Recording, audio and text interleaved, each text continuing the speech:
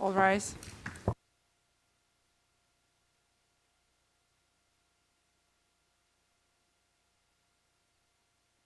Kosovo Specialist Chambers is now in session. Please be seated.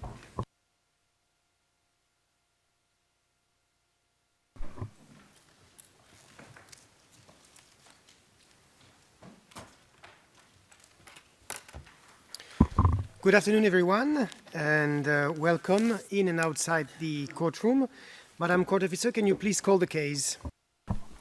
Good afternoon, Your Honor. This is case KSC BC 2020-06, the Specialist Prosecutor versus Hashim Thaci, Kadri Veseli, Recep Selimi, and Jakub Krasniqi. Thank you, Madam Court Officer. Now I would kindly ask the parties and participants to introduce themselves as usual, starting with the Specialist Prosecutor's Office. Madam Prosecutor. Good afternoon, Your Honour, and to those joining. For the Specialist Prosecutor's Office this afternoon are Alan Teager, Ward Ferdinandus, Marlene Yayahaga, Matthew Halling, and I'm Claire Lawson.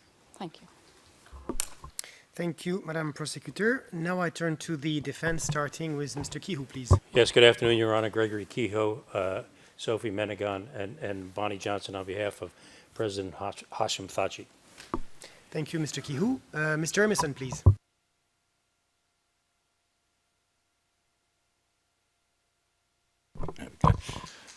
Good afternoon, Your Honour. I appear on behalf of Mr. Vasili, together with Mr. Andrew Strong, Ms. Annie O'Reilly, Mr. Haradin Kuchi, Ms. Pascal Longley, and Ms. Cosima Shelfout.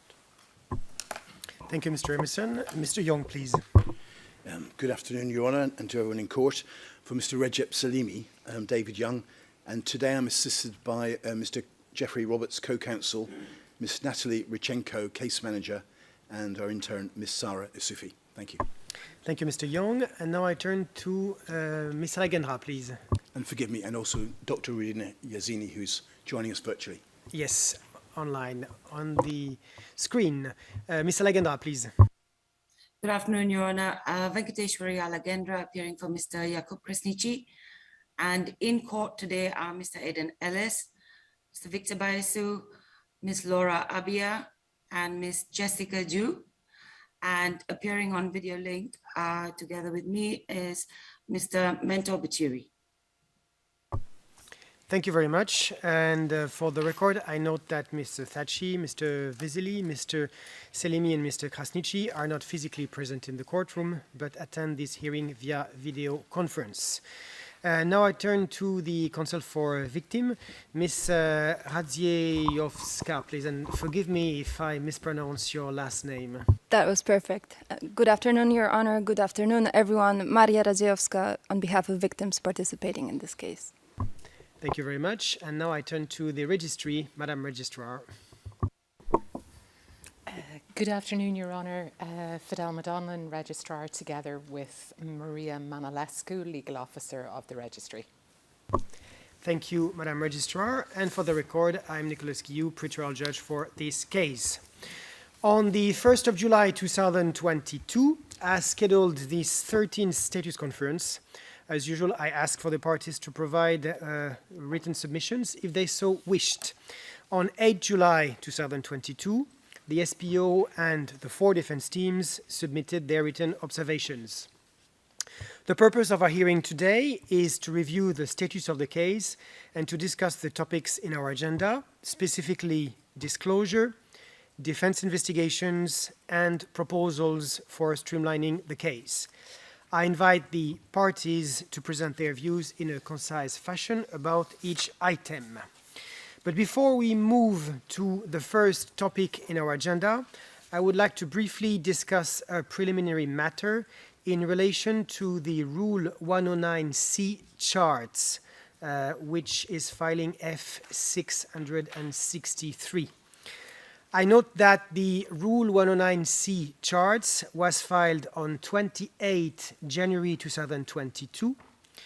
But since that time, I have issued few decisions, for example, F727, F779, and F876, authorizing further Rule 102.1b material to be added to the exhibit list. Accordingly, I find it necessary for a supplement to be provided to the Rule 109C chart once all requests for amendments to the exhibit list have been dealt with. I would like to know if the SPO would be in a position to provide such a supplement by 30 September 2022. Madam Prosecutor. Yes, Your Honour, we can do that. Thank you. Thank you, Madam Prosecutor. I will now issue my first oral order, unless the defense wants to take the floor, but I think it's quite straightforward. No, I don't see any hand. I will now issue my first oral order. In light of the SPO submissions, I order the SPO to supplement its Rule 109C chart by 30 September 2022. This supplement shall include material having been added to the exhibit list and shall include all Rule 102.1b material on the exhibit list, which is not currently included in the Rule 109C chart. This concludes my first oral order. Let us now move to the first topic in our agenda, which is disclosure. I will give the floor to the parties on the disclosure of each category of remaining evidentiary material separately. First, the Rule 103 material, which was not in the agenda, but I would like to hear the parties on a request from the Krasniqi defense in their written submissions for the status conference. Second, the Rule 102.3 material, which is the material relevant to the case as listed by the SPO. And third, the Rule 107 material, which is protected material for which the consent of the provider is requested. So let us start with the Rule 103 material, and especially with the Krasniqi defense request to set a deadline for targeted searches for exculpatory material. At the last status conference, I ordered the SPO to complete its review of material obtained after January 2022 and to file protective measures request or disclose material falling under Rule 103. On 30th June 2022, the SPO indicated that it had completed its review of material registered between 31st January 2022 and 16 June 2022, and that it had disclosed those items containing Rule 103 information, with the exception of the 9 items concerned by a pending request for protective measure. I take note that the disclosure of exculpatory material has been finalized by the SPO, with the exception of the items concerned by pending protective measure requests. However, I remind the SPO that any new evidentiary material obtained by the SPO shall be scrutinized, as disclosure of exculpatory material is a continuous obligation. I also note that in its written submissions, the Krasniqi defense requests that I set a deadline for the SPO to complete additional targeted searches for exculpatory material. The Krasniqi defense recalls that the SPO has previously submitted that further targeted searches for exculpatory material are required. The Krasniqi defense considers that exculpatory disclosure cannot be delayed any further and requests the SPO to conduct additional searches as soon as possible. I will first give the floor to the Krasniqi defense on this request, and I also remind the parties that other requests filed by the defense related to Rule 103 material will be dealt with written rulings, so we will not discuss about this request at the hearing today. So I first turn to Ms. Alagendra, unless you want me to give the floor to Mr. Ellis. Please, yeah. So, Mr. Ellis, you have the floor for this request. Thank you, Your Honour. This was not a request for additional searches from the prosecution, but a request for the searches that were indicated were already in progress. And the genesis for this, from our point of view, was the submissions made by the prosecution at the status conference in March, on the 24th of March 2022. The submission there made was at page 1089, that in addition to the item-by-item review, the prosecution were conducting targeted searches as an additional measure to ensure that material is identified and is disclosed. And they anticipated further disclosures will be generated from those searches, and remained happy to keep both the court and defence apprised on progress. Later at page 1107, the prosecution confirmed that the targeted searches were initiated in line with the finalisation of the witness and evidence lists. Our position on this is that it's been very clear up to now that in addition to the review, there was a separate process of targeted searches. And entirely sensibly, those targeted searches were linked to the witness lists and exhibit lists that had then been prepared. If that's right, we seek a deadline for getting the results of those targeted searches. That we would not anticipate being a problem, given that they've been ongoing since at least March of 2022, and we know that because the prosecution told us they were ongoing at that time. But what we are anxious to avoid is a situation where the fact that exculpatory disclosure is an ongoing obligation, and the fact that the prosecution will need to review new documents as they come in, is not used as a smokescreen to get away from the obligation to disclose exculpatory material immediately where the prosecution already have it.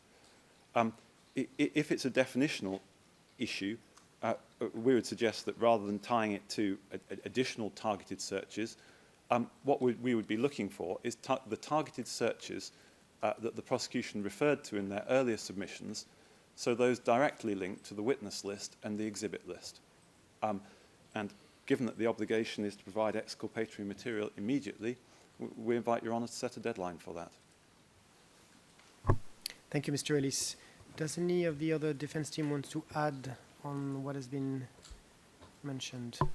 Mr. We certainly support the Krasniqi application on behalf of President Thaci. We have some other 103 issues that haven't been answered. I don't know if Your Honour wants to hear them now or at some other point. Thank you, Mr. Kihu. Ms. O'Reilly. Your Honour, just to the extent that we would support that as well, we had raised the same issue in our written submissions for the last status conference, and indeed Mr. Emerson had covered that in his oral submissions as well. My only slight difference with the Krasniqi defence, I suppose, is they're proposing 30th September for the deadline, whereas our pretrial brief is to be filed on the 21st of October, so I would propose a deadline of around the middle of September. Thank you. Thank you, Ms. O'Reilly. Mr. Young, please. Your Honour, briefly, we support the submission and have nothing to add. Thank you. Thank you, Mr. Young. Let me turn to the prosecution. Mr. Prosecutor. Thank you, Your Honour. On this issue, the defense is misapprehending the nature of what our Rule 103 continuing obligations are as we understand them.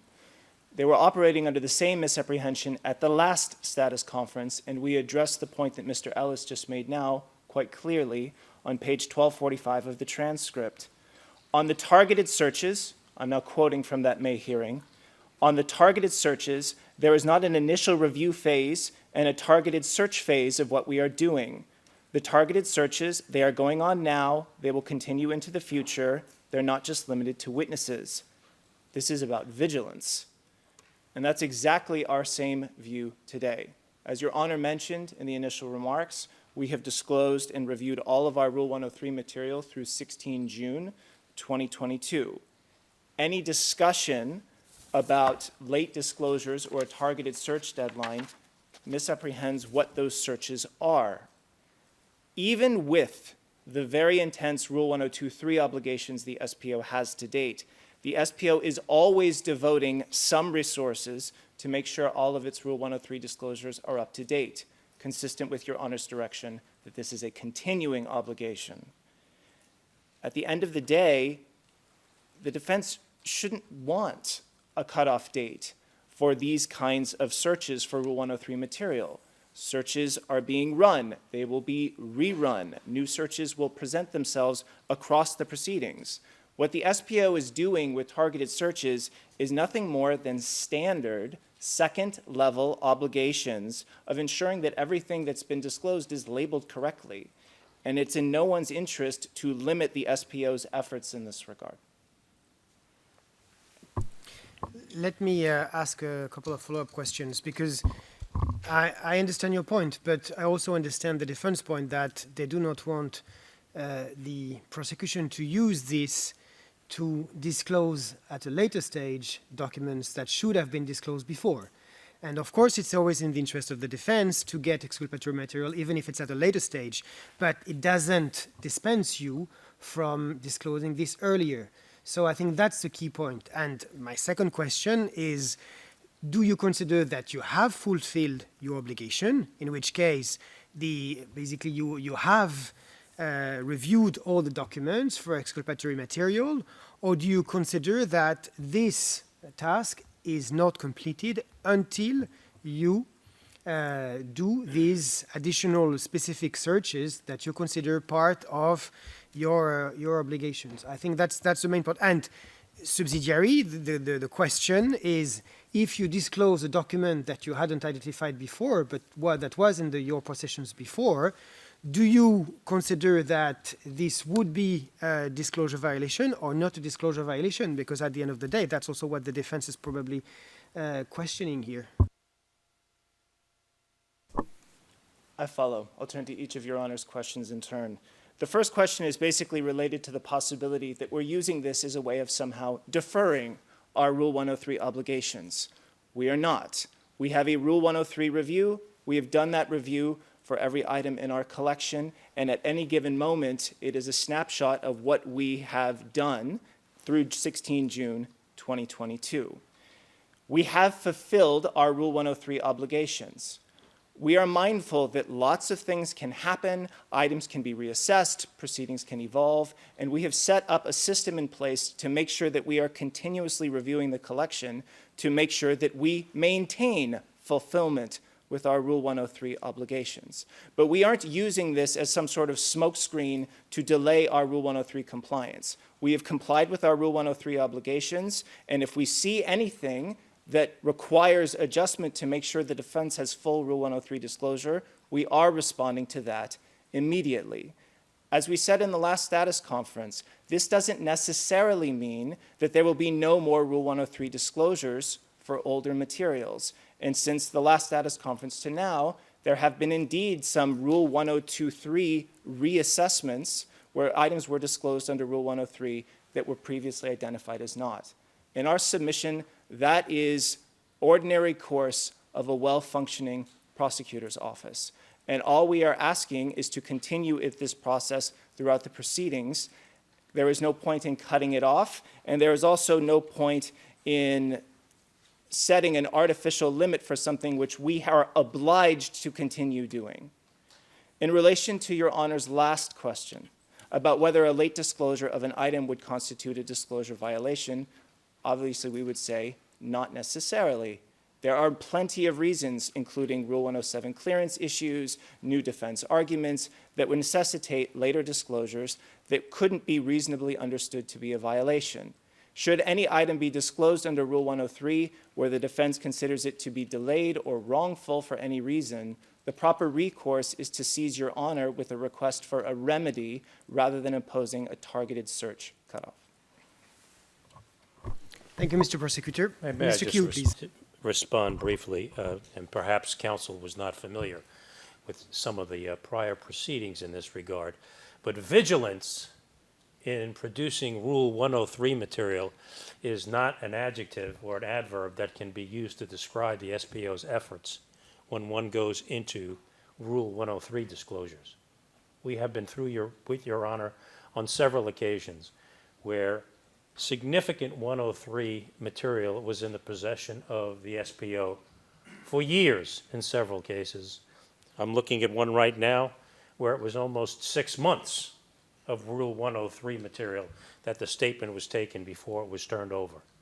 So vigilance is not a word that can be used to accurately describe the SPO's efforts in this regard. What my learned friend is asking for is, please look through what we're entitled to. And Your Honor has noted this on numerous occasions, that 103 material has to be turned over immediately, not when they get around to it, which is what the track record of this case has been, but immediately. And immediately means now. As a matter of fact, Judge, that is what you emphasized on at least 3 different occasions, that immediately is now. So circling back around to the 103 ongoing targeted searches, that should be done now as opposed to later. That should not be done when the SPO gets around to it, which accurately defines the efforts in this regard to date that the SPO has exhibited. When they get around to it, or they're put in an uncomfortable position, then they turn over exculpatory material. And we had a hearing on that as well, where I brought that before you. It's quite simple that this is a case that's fraught with a lot of problems with the prosecution. And there are exculpatory items in their possession right now, putting aside the motion that we filed today concerning the SERB documents that I know Your Honor has taken a look at. We have a litany of other items that have not been addressed as well. If it be done and that it be done, better it be done quickly, the words of Macbeth. But they have to do it now. And my learned friend is just saying, let's move this along so Your Honor we can expeditiously move this case to trial, which is what our clients want to do. Thank you, Mr. Kihu. Mr. Ellis. Your Honor, I'll respond briefly. Firstly, I'm not talking about the new searches that will need to be carried out as proceedings are ongoing. We all appreciate that if a new line of defence becomes apparent to the prosecution, they'll have to carry out new searches for exculpatory material relevant to that. That's not what I'm talking about in seeking this disclosure. What I'm talking about is the specific category of targeted searches on the witness list, on the exhibit list, which we were told was ongoing back in March of this year. If those searches were ongoing in March of this year, why is there such resistance from the prosecution to a deadline being set to providing us with the results of those searches? What we want to avoid here is the situation which unfortunately has happened in many other tribunals, where it gets to shortly before a witness's testimony and then searches are carried out and then material comes out that we would be better off knowing now before we have to come to file the pretrial brief. And we simply can't understand why the prosecution object to providing this material. Thank you, Mr. Ellis. It is my understanding that the SPO considers that it has finalized its search for exculpatory material, whether you call it by specific additional searches but you maintain, Mr. Prosecutor, that this has been done. So what Mr. Ellis is referring to, these additional searches, you have finalized them during your review, but when you're talking about additional searches, it doesn't refer to documents that you haven't screened yet. Am I correct? I would say yes to the way Your Honor just characterized it. The distinction we're making is between reviewing the items for Rule 103, which is looking at new items as they come in, and targeted searches where we look within our existing collection for something specific. To Mr. Ellis's point, for any targeted search that yields any Rule 103 material, that material is then disclosed immediately. We are not waiting for some moment where it's complete, but we are running these searches on all kinds of different topics across the proceedings as the potentiality arises that there may be Rule 103 material somewhere in our collection. This is why we're saying that having some sort of arbitrary cutoff isn't going to change our behavior, and it's why we consider it to be unnecessary. Thank you, Mr. Prosecutor. Mr. Ellis, please. Your Honour, no doubt I'm being slow this afternoon. Have the prosecution completed the targeted searches on the witness list, on the exhibit list, that they referred to in the status conference in March? I still don't know if we've got an answer to that. Mr. Prosecutor, on the question of Mr. Ellis.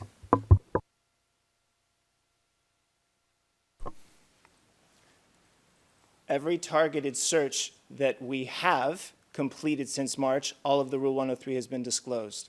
At the moment in March, where all of those target searches were discussed, some of them have fractured into sub-requests and other issues, such that it's actually deceptively complicated to be able to declare them all to be closed. But everything that has been done since March on the targeted searches, including for witnesses and particular exhibits, has been disclosed under Rule 103. But do you consider that you need additional targeted searches to fulfill your disclosure obligations? Yes. The reason why is not because we haven't currently fulfilled our obligations, but because Rule 103 is a continuing obligation, and we need to set in motion some continuing process in order to make sure that our obligation is up to date and complete at any given moment. It's not that the targeted searches are needed to get it over the line. It's that we need the targeted searches to keep it over the line. Yeah, but this is, I think, where I don't really understand your position, Mr. Prosecutor. I think we have to make a distinction between different types of exculpatory material. I mean, there is the material that you're going to obtain after the June deadline. For this material, you will have to perform searches because it's new material. So that I set it aside. Then there is material that you already have, but that could become exculpatory, like Mr. Ellis said, because there is a new line in the defense reasoning or because of additional information. So things that couldn't be considered exculpatory when you perform the searches would now become exculpatory. And then I understand that targeted searches would be necessary, and that would not be a disclosure violation, because at the time of the initial review, it wouldn't have been considered exculpatory. But what I don't clearly understand is something that would already should be considered exculpatory now. This is where I don't understand why this targeted search cannot be performed now. I mean, if it is obvious that it's exculpatory now, it should be disclosed, full stop. The way you do it, your methods, in a way, the defense is not concerned. The defense wants to have what it is entitled to, which is all exculpatory material that you are in your possession. So this is where, again, I set aside the two categories that I identified before because I think this is a different question. What I am here concerned with is when you say we need to perform additional targeted searches, does it mean that you haven't completed your work? This is what I don't understand. Your Honor, maybe it's better to describe it as a hypothetical involving a particular witness. We'll call them witness one. At this moment, every witness, like witness one, that has Rule 103 material, that material has been disclosed to the defense, or it's covered in a protective measures motion. The status of those items is resolved. And as of this moment, we're not aware of any further information in relation to witness one that needs to be disclosed under Rule 103. And that's true for every witness in our list. The question becomes, what happens if we look at the collection again with new information, with different assessments? Things may change in the course of the proceedings. And we look at the information in relation to witness one, and we realize at some point that some information that we had previously considered not exculpatory might be. Then we would need to disclose it at that moment immediately under Rule 103. And it would be something that we would catch as a result of a targeted search.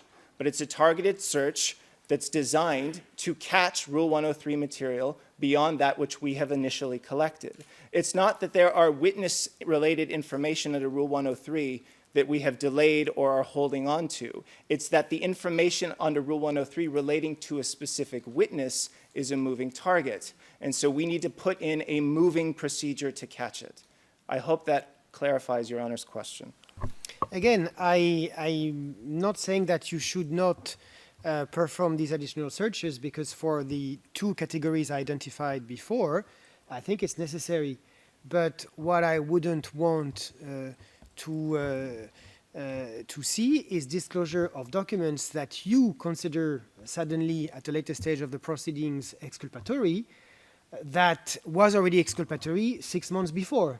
You see what I mean? I mean, if there is a new line of reasoning from the defense, or if there's been new things that have been said at some point during the proceedings that changes how you read again witness testimony, I perfectly understand. But if this thing was already obvious before, there is no justification for you. You see, it cannot be a carte blanche where you reassess and then you find something new, and then if you could have considered that this was exculpatory before the deadline of the disclosure of the Rule 103 material, I don't see why you would be entitled to disclose it at a later stage. You see what I mean? We follow you fully, Your Honor. And that question is different. That question goes to the quality of our Rule 103 review. And it's not about the targeted searches per se, but it's whether or not a Rule 103 disclosure at some later point in the proceedings is justified or not. And what we would say in relation to that is hold us to the appropriate standard on a case-by-case basis as these issues arise. Mr. Keogh and I are not going to agree on the level of vigilance exercised thus far, but we believe that we can be properly held to account if there's a late Rule 103 disclosure. But there are no late Rule 103 disclosures that are currently under litigation at the moment. And if there is a Rule 103 request beyond the one filed yesterday, the defense can file it and we can respond to it on a case-by-case basis.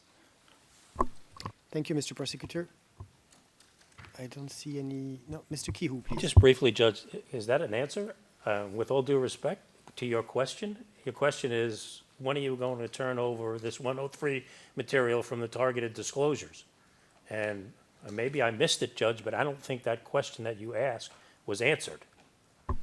My understanding is that the SPO considered that it has already been done, but that the targeted searches will only be for material that was not legitimately considered exculpatory when they performed their initial review, and they say that they consider that they should be accountable for any exculpatory evidence disclosure that will fall after the deadline if they had missed this in their initial Rule 103 disclosure. Yes, Judge, I think the key word that you noted was accountability. It's accountability, and as of this point, they're attempting to leave themselves a bailout position by saying that, oh, we missed this during the initial review and we just found out about it now, but don't hurt us, Judge, because, we're really trying to do this. Well, I think the past history of the SPO in this regard belies that position, but nevertheless, it leaves us not in a place where Mr. Counsel for Krasniqi is being answered, nor did it answer the questions that Your Honor raised, that is this going to be done and is it going to be done now? Thank you, Mr. Kehoe. Mr. Prosecutor, do you want to add anything? No, Your Honor accurately summarized our position. Thank you, Mr. Prosecutor. Let us move to the Rule 102.3 material.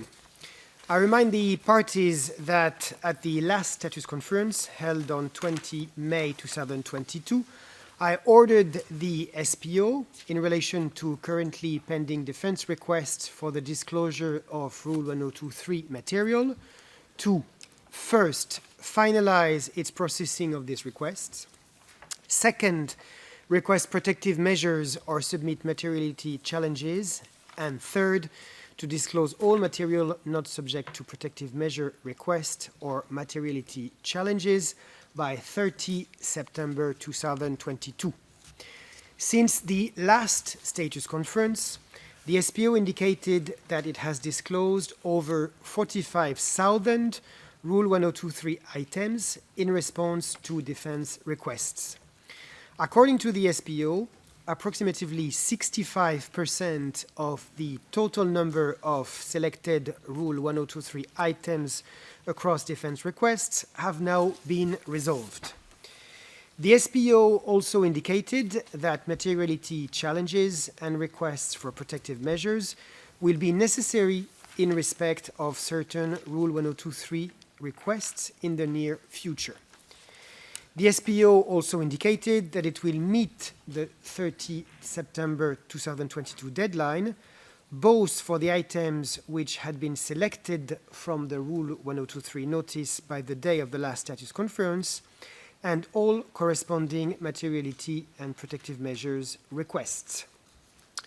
The Thaci defense indicated that it has made 3 further limited requests for material from the Rule 1023 notice, comprising approximately 80 documents.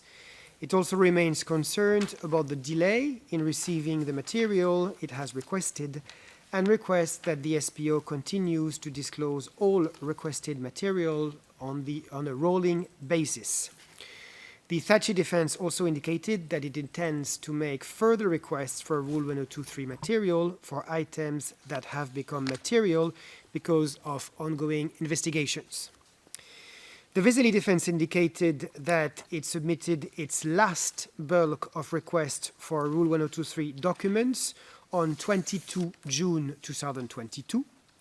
It indicated that only 263 of the documents it has requested since 20 May 2022 had not been requested by any of the teams prior to the last status conference.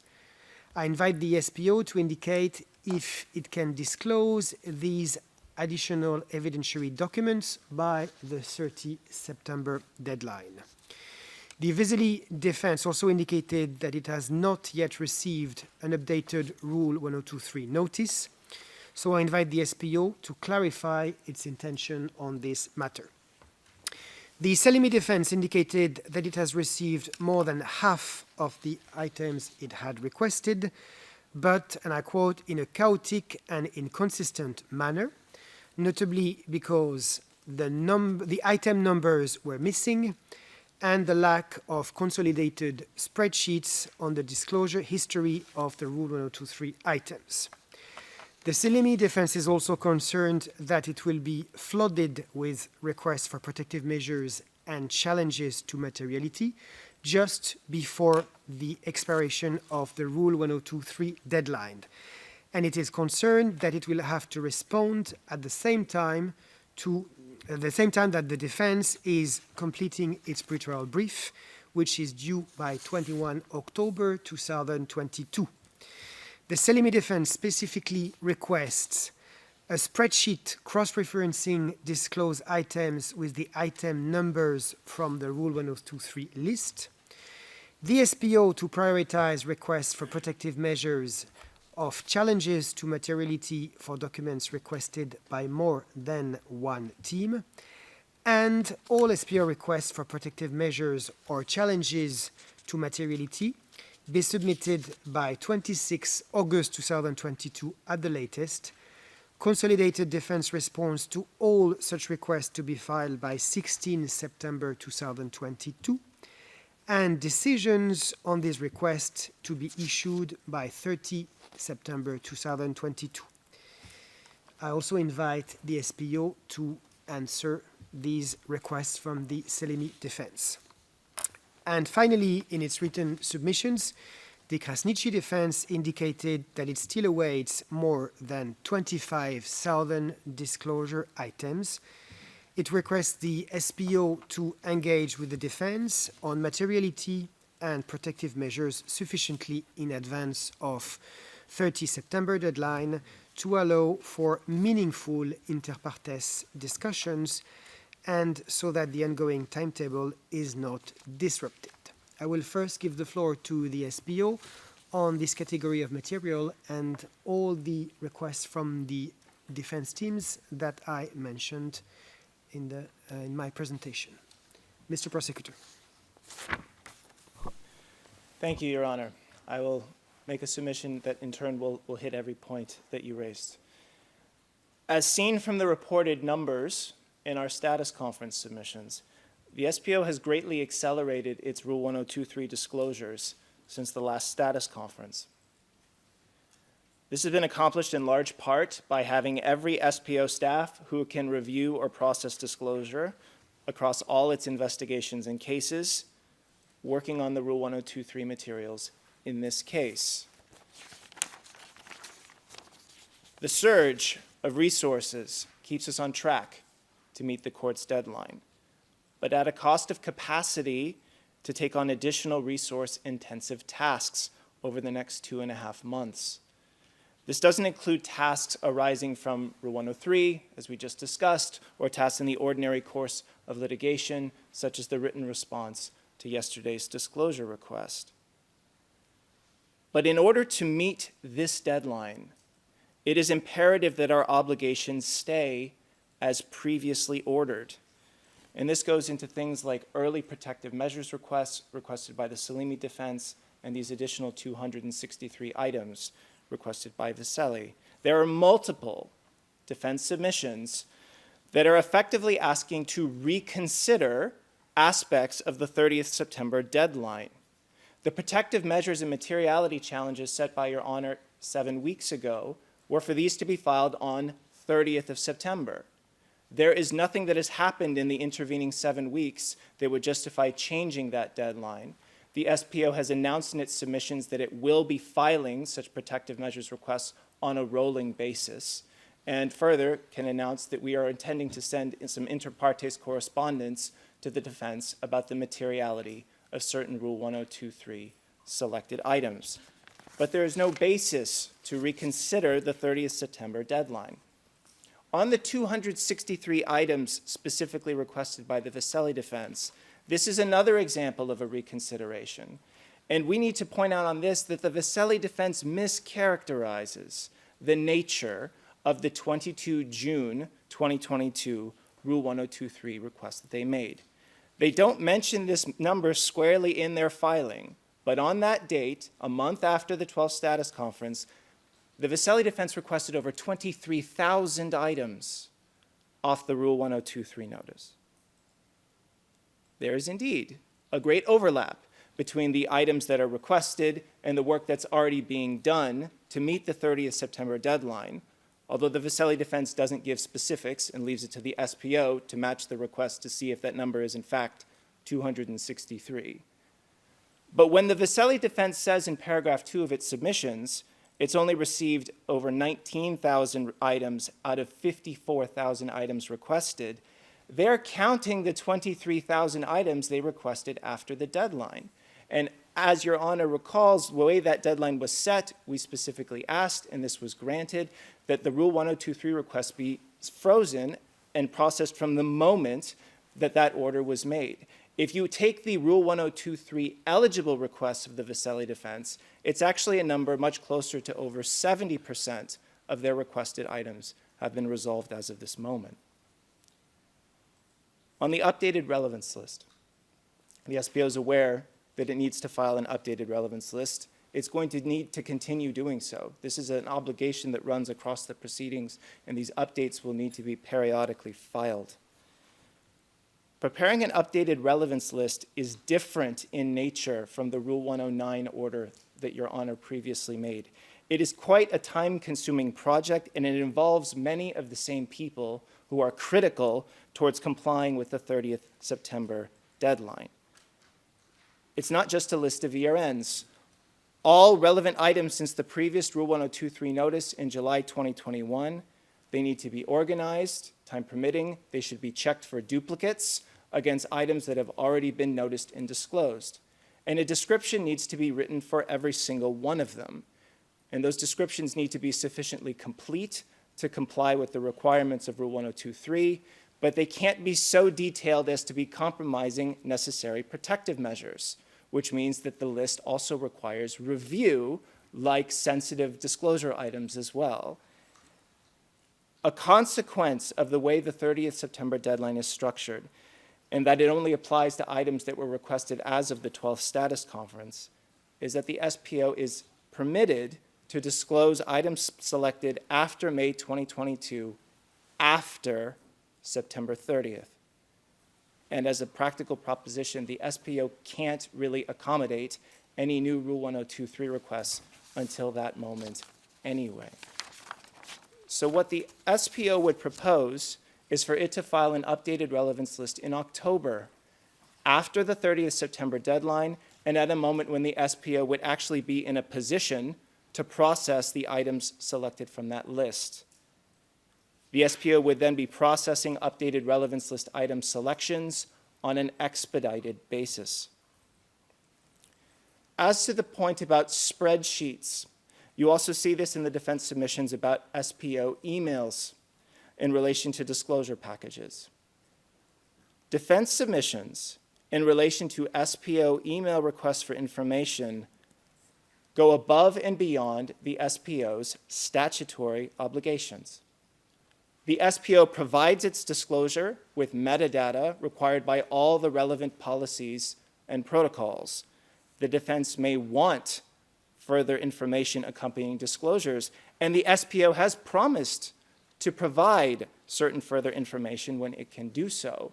But any such steps must be subordinated to the judicial deadline of the kind that we are working under now.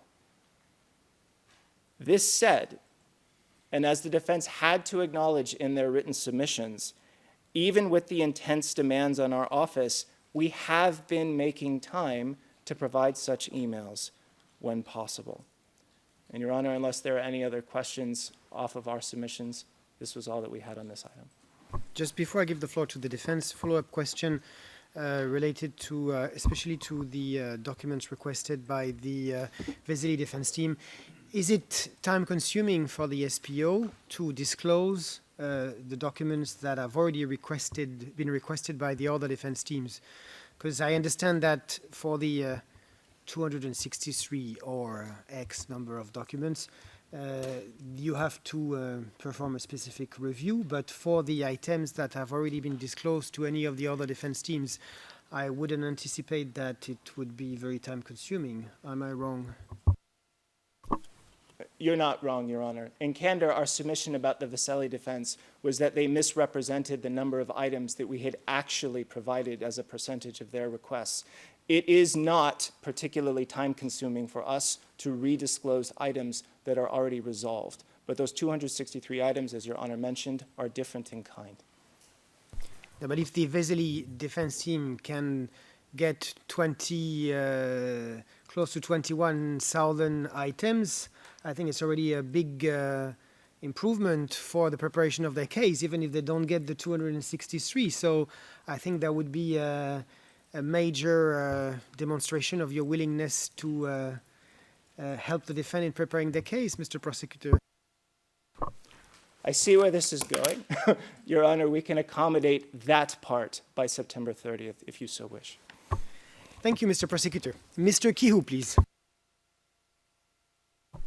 Yes, just to contextualize this, Judge, of course, we are still talking about 1023 disclosures, and we're not here to relitigate, Judge, your order for the 30 September deadline. But again, to put this in context, we're talking about these document disclosures when the SPO said that they were ready for trial in May of 2021, more than a year ago, which it makes me laugh just a bit to talk about the vigilance that's involved here. But nevertheless, what we're asking for here, and I'll let my colleagues speak for their individual clients, is some type of rolling basis, in akin to what Your Honor was talking about. If you finished with something and you have some type of materiality objections to it, or there are protective measures concerning this particular item that we've requested, why not turn that over now so we can start dealing with it, as opposed to getting a rash of these on the 30th of September, and the court and everybody else has to deal with them immediately while we're doing our pretrial brief? Ought it not to be more propitious to take those documents and provide them on a rolling basis? It's not relitigating the 30 September order. It's just trying to give some order to these disclosures so we can move this along and get this thing to trial as our clients want to do. That's the simple proposition I believe all of my colleagues are asking for. Thank you, Mr. Kihu. Ms. O'Reilly or Mr. Emerson? Ms. O'Reilly, please.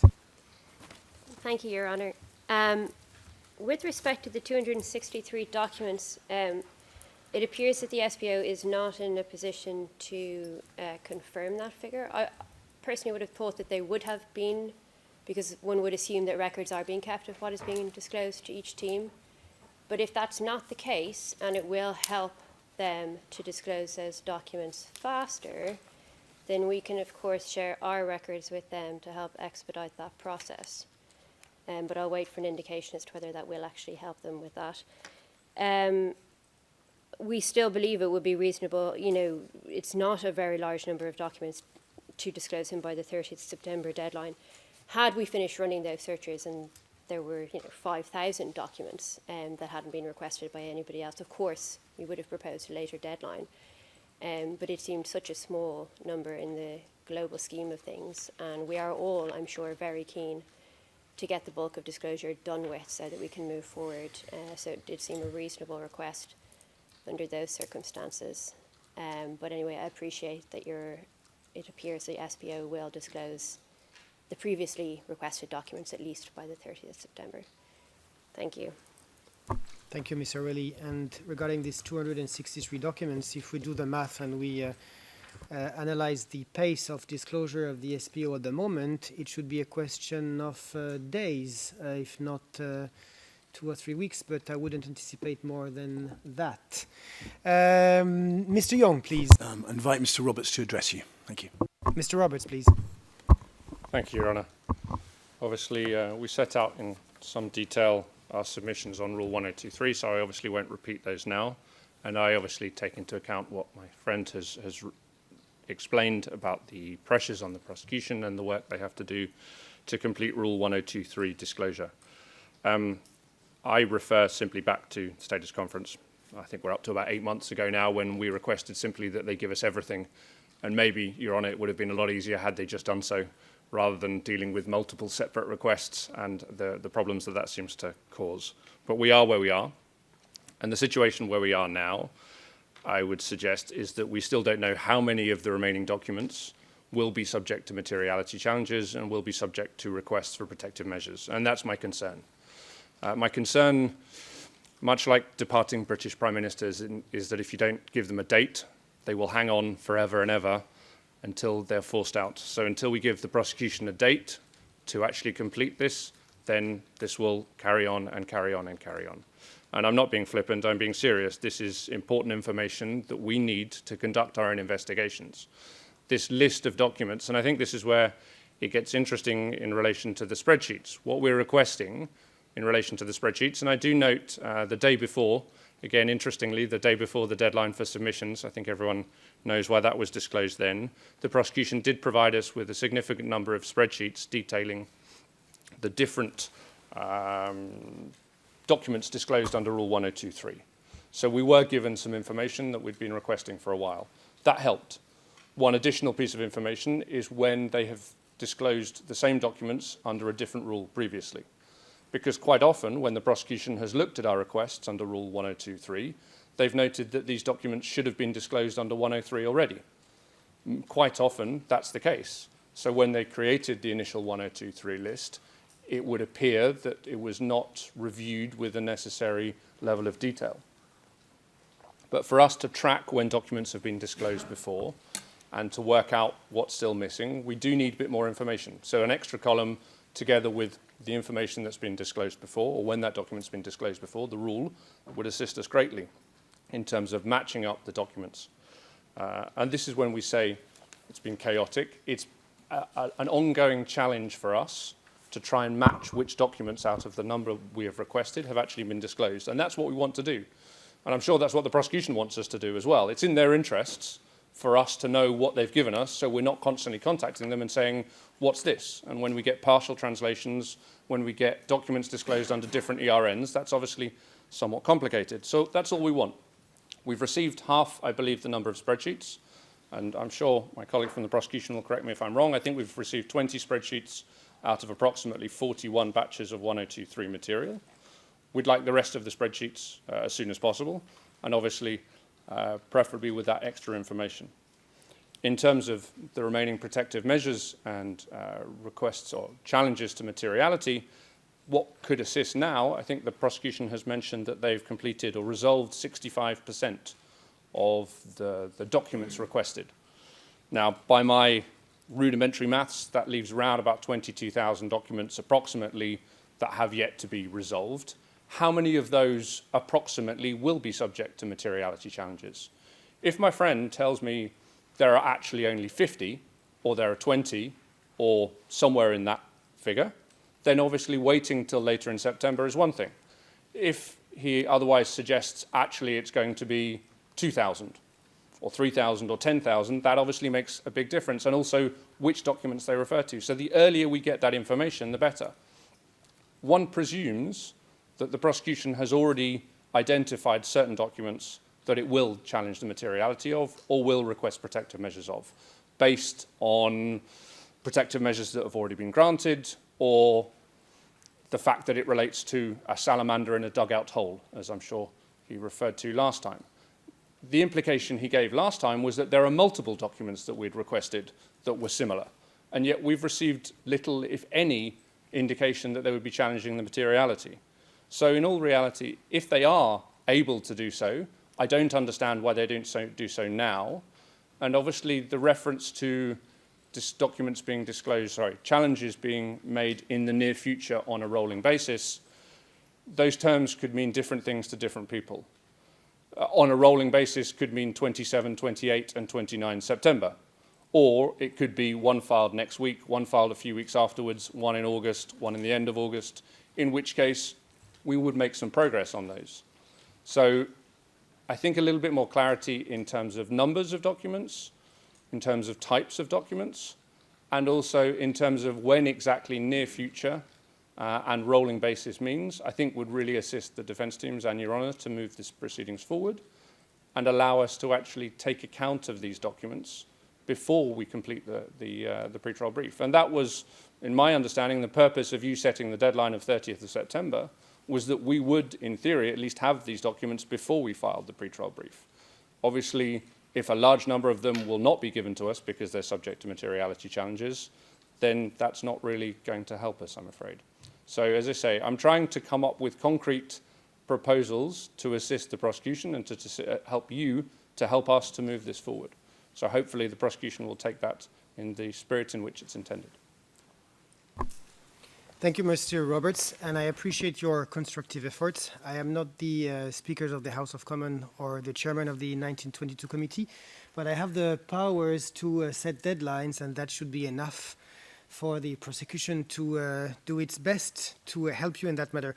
I will give the floor to Mr. Ellis first, but remember, Mr. Prosecutor, to answer the two main points of the Salimi defense, which is the possibility to provide them with spreadsheets on a rolling basis as soon as you can, and especially before the deadline, and also a ballpark figure on the materiality challenges. I don't ask you to come up with a number today, but at least a percentage. Are we looking at 0.1%, 1%, 10%, or 50% of the remaining document to be disclosed? I think that would help very much the defense teams. But before I give you the floor, let me turn to Mr. Ellis, please. Your Honour, let me take a moment at the start to put these disclosure issues in context. My client, Mr. Kresnici, indeed all the accused, have been in detention now for more than 20 months. What have we got in return for those 20 months? We have disclosure still ongoing. We're still in the pre-trial phase because disclosure is still ongoing. And we still can't set a trial date because disclosure is still ongoing. Be in no doubt, Mr. Kresnici is keen to get this case before a trial panel so that he can get on with establishing his innocence before this court. And so when we hear the prosecution say that they've been able to greatly accelerate their disclosure in the last few weeks, of course we welcome that disclosure is being completed, but what it really highlights is how little progress had been made up till then.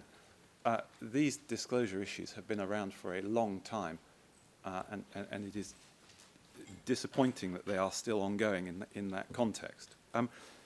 I don't propose to make long submissions on this today, Your Honour. We do very much support the proposals that were made by the Salimi defence. We are also concerned that if materiality challenges come late in the timescale, it will impede on the ongoing work of the defence. Whether an order is required on that or whether it's sufficient that we give that indication clearly, given that it's in the interests of all parties and participants to move this case forwards now. And we would also see the need for this updated relevance list, an updated Rule 1023 notice. I note that the 1023 notice that we're all working from was provided in July, I think, of last year. So it's coming up for a year old. There must be other documents that have come into the prosecution's possession that should be on it. Of course, updated 1023 notices need to be provided throughout the proceedings, but we haven't had one yet. And so we would seek a deadline for that to be imposed today. Of course, the difficulty with what the prosecution is proposing of doing it in October is that there's no chance whatsoever that we'll get those documents before our pre-trial brief deadline. And so, again, we would like to see disclosure wrapped up as far as possible in September in order that we can get on with meeting our pre-trial brief deadline. Thank you, Mr. Ellis. We'll give the floor to Mr. Prosecutor, and I will add one more question to the one that I mentioned before, is when would you be in a position to update the Rule 1023 notice realistically? I think you touched upon this in your first, when you took the floor earlier, but if you can probably give an estimate of when it would be feasible for you without delaying any other without delaying the disclosure process. Mr. Prosecutor. Thank you, Your Honor. And then just turning to that last question first, we said October in our submission for when we could file that updated relevance list. That would be the same month that we would be in a position to actually process and disclose any of the items actually selected. What Mr. Ellis is saying, that they may not get them by the time the pretrial briefs are due, is correct.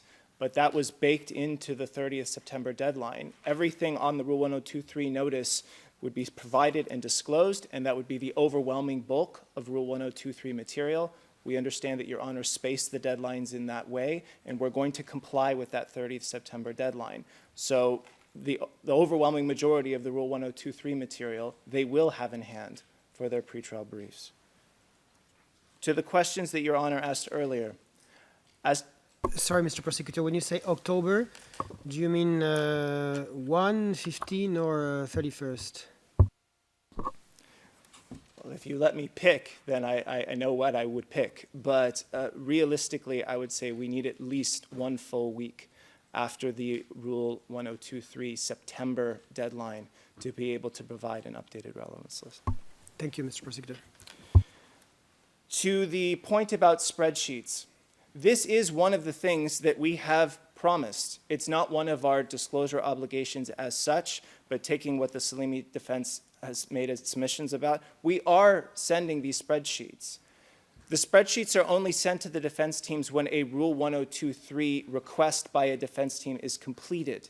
So the number of spreadsheets the defense teams have are slightly different numbers. The Salimi defense, for instance, has one Rule 1023 request with over 42,000 items in it, which is over half of the original 1023 notice. That spreadsheet is not available yet because that one is not closed yet. But as these are closed, when we have time, we are intending to provide them.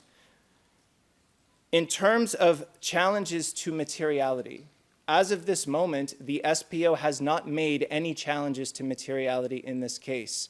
It has also been generally striving to resolve these matters inter partes and has had some success in getting defense teams to withdraw Rule 1023 requests in certain instances after certain information about the document has been provided. So I think that our conduct to date shows that we are not going to flood this court with materiality challenges. It's hard to know exactly what the ballpark will be, given that, as I said, we intend to engage inter partes with the defense in relation to certain items' materiality, but it will be a number much closer to something like 1% than 10% or these higher numbers that were advanced. Your Honor, unless there's any other questions that you have in relation to our submissions, this is all that we had on this item. Thank you, Mr. Prosecutor. For the spreadsheets, I understand that you didn't commit to any specific deadline, but do I understand correctly that you will do your best to provide the defense team with the spreadsheets between now and 30 September on a rolling basis? That's correct, Your Honor. We may not be able to get every last spreadsheet by September 30th, but the idea is that at least shortly thereafter, they would have them all. Thank you, Mr. Prosecutor. Let me turn to the defense. I don't see any, no, Mr. Roberts. Sorry, Your Honour, that's not quite good enough. Closer to 1%. 1% of 60,000 is, even with my maths, about 600 documents. Is that 600 interviews? I don't know. And I think the prosecution would help you and help us a lot if we could actually get a bit more clarity on that question.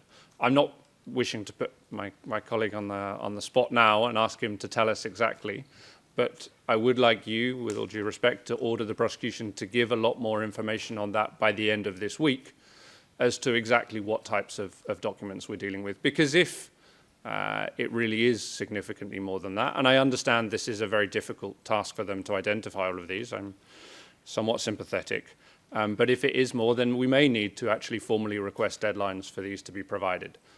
So I think, I'm sorry to be pushy, but just saying it's closer to 1% when that's 1% of 60-odd thousand is not enough, I'm afraid. Thank you, Mr. Roberts. Mr. Prosecutor, are you in a position to give more detail about these material, or if not, would you be willing to inform the defense teams and myself by next week, for example? The way that Your Honor's questions is posed, the answer is no and yes, depending on which part of the question I'm addressing.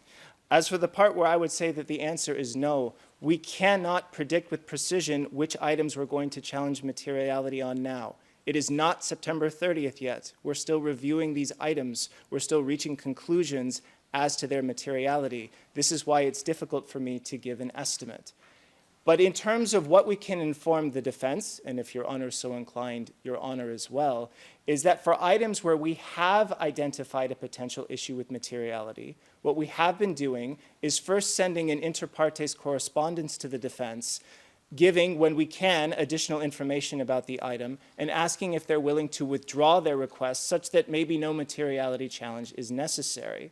And as we've announced, we were intending to send a message to that effect with a number of items for which materiality is a potential issue.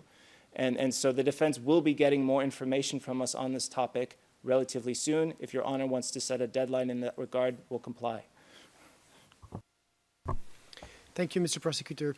I don't see any request for the floor. So let us move to the Rule 107 material. I note the SPO submission that it is continuing to actively progress discussions with relevant Rule 107 providers with a view to completing outstanding matters as expeditiously as possible. The SPO indicated that there are approximately 400 items for which clearance remain pending. The vast majority of these pending items are with one provider, which is processing a final batch of material.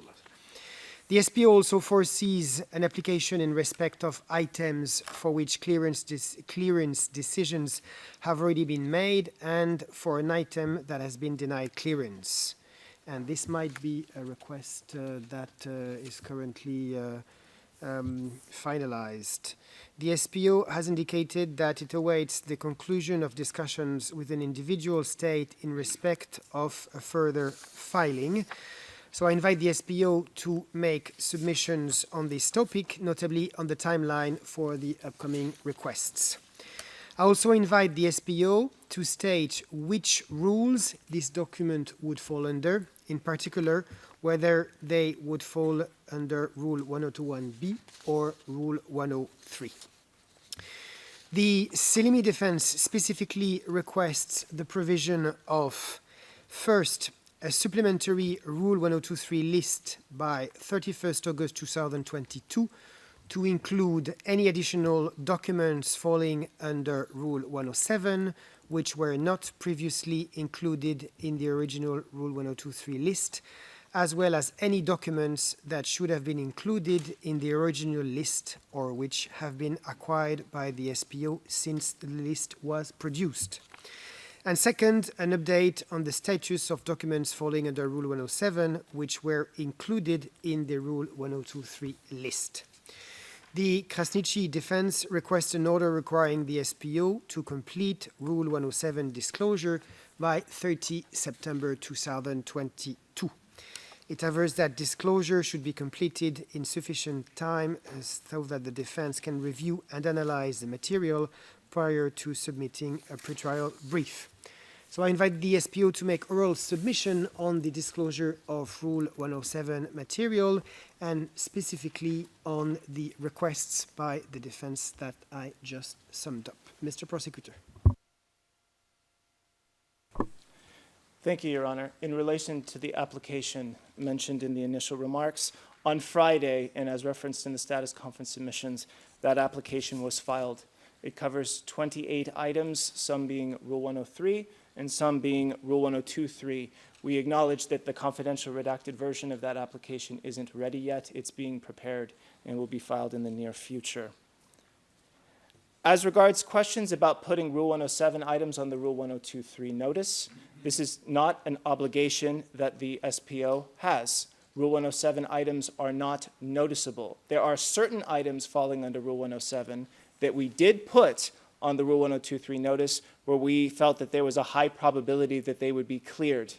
But this is not something that the defense is entitled to. The same goes for other defense submissions about categorizing or giving further descriptions of Rule 107 items, some of which may actually betray the very items, information that Rule 107 is designed to protect.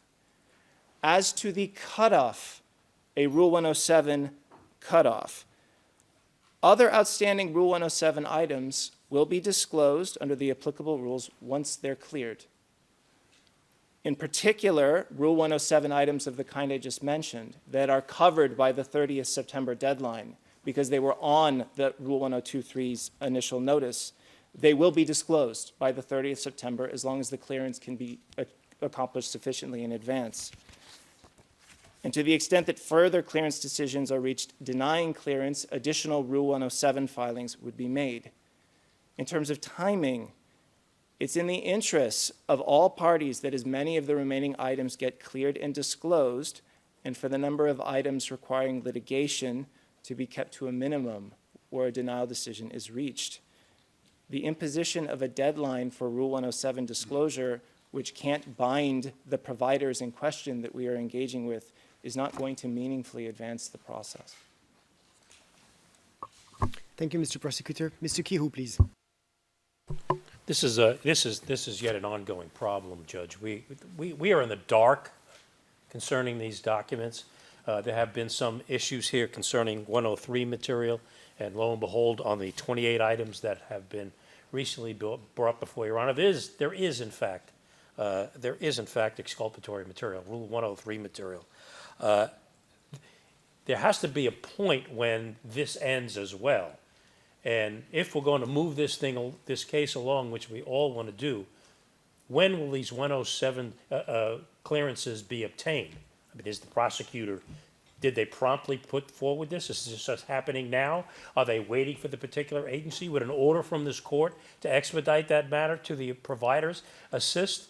But any item, any steps that the court can take to go back to these providers and say, please, expedite this process. These men have been in jail for over a year and a half, would be helpful, because clearly there's 103 material here. We don't know what it is.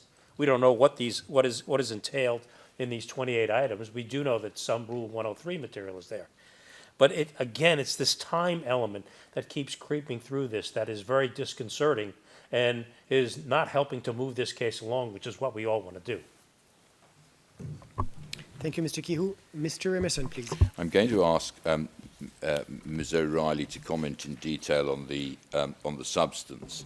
But may I say one general observation which cuts across all of these late disclosure problems, but perhaps particularly is exemplified by the Rule 107 difficulties, which is the impact that it has on the defence deadline for its pretrial brief. Now, we are very anxious to keep that deadline where it is, because it's one of those milestones which significantly affects the future conduct of the proceedings. And so we're not anxious to be returning to Your Honour at the next status conference and saying that deadline needs to be extended because the prosecution has failed to achieve a satisfactory resolution of its disclosure obligations. Now, what is a particularly acute problem with the 107 material is that, as Mr. Kehoe says, it will undoubtedly contain 103 material, but it may also contain, will also likely contain a mixture of material of potentially very considerable importance to the trial chamber, coming as it does from sources independent of the conflict, or rather sources that are outside the two key protagonists. As Your Honour knows, we have collectively filed a submission directed to the need to identify what evidence has emanated from the various corrupted and suspect sources associated with Serbia, all of whom have been involved and are involved with the prosecution in supplying evidence, much of which in the past under forensic examination has proved to be fraudulent, fabricated and a deliberate intent to manipulate and mislead. And so that is the position as regards parties to the conflict, but this material is important because it emanates from parties who can be at least presumed to be approaching it without a partisan perspective. Now, my understanding, and you've seen it in our written submission, is that the volume of material which still has not yet been processed and authorised for release it is in the region of 400 documents. Well, one can see very easily what type of an impact that volume of documentation emanating in the way that it does from governmental or intergovernmental sources could have on the shape of the case. So we have to devise a solution, and that relates to all of these late disclosures, but perhaps is especially well exemplified by this 107 material, to enable the defence to file their pre-trial briefs in a way that does not render them effectively either redundant or very significantly missing their target, because such an important volume of key material has not yet been disclosed. It may be that that's something that's capable of being handled by reference to the consequences of the pre-trial brief. I mean, if we are putting in a pre-trial brief in October, it obviously follows that the level of detail that the defence are able to go into will be severely compromised by the prosecution's failure in some cases, inability in others, to meet its disclosure obligations. And we cannot have a situation where, for example, the defence are applying or having to apply to file a new or amended pre-trial brief in the light of this material. So I'm putting that on the agenda today without a specific request for an order, because it may be something that we need to revisit at the next status conference. One solution may be for Your Honour to translate the current deadline into a deadline for us to submit a provisional pre-trial brief or something along those lines, or for a direction that no inference can be drawn from any difference between the pre-trial brief and any subsequent amended brief, based on the fact that the disclosure obligations had not been complete. But I wanted to make that general submission at this point, but hand over to Ms. O'Reilly to deal in detail with the 107 issues. Thank you, Mr. Emerson. Just before I give the floor to Ms. O'Reilly, I think the next status conference would be the right moment to assess this, because things can move forward in the next 2 months. And so depending on how many documents, I think early September, because I think we pinned down the 8th of September, would be a good moment and would give you enough time to, but I totally see your point, and this will be added to the agenda. We very much don't want that deadline to slip. for obvious reasons. Absolutely. Thank you, Mr. Emerson. Ms. O'Reilly, please. I've only got one point to make, Your Honour, and it relates to this 400 documents. So that figure arose out of inter partes correspondence initiated by the Vaselli defence. At the last status conference, we were invited to do so that we could get some further clarity on what Rule 107 material was outstanding. In that email, we had requested a breakdown of whether the outstanding material was inculpatory, exculpatory, or otherwise material. We have been told in response to that email, 400 documents, great, but not which rule those documents fall under. Now, of course, having that information isn't like a perfect guarantee because in our experience, there is some confusion as to whether documents are actually 1023 or 103. Nonetheless, it would still provide us some more clarity, some more guidance to know whether we're talking about 300 103 documents, or indeed whether it's material they intend to rely on at trial. It seems to us perfectly reasonable to be able to provide that information. One assumes that they reviewed it, determined it was disclosable, and then went and sought clearance. So we'd greatly appreciate it if we could get this breakdown, unless, of course, the documents are all going to be with us by next week.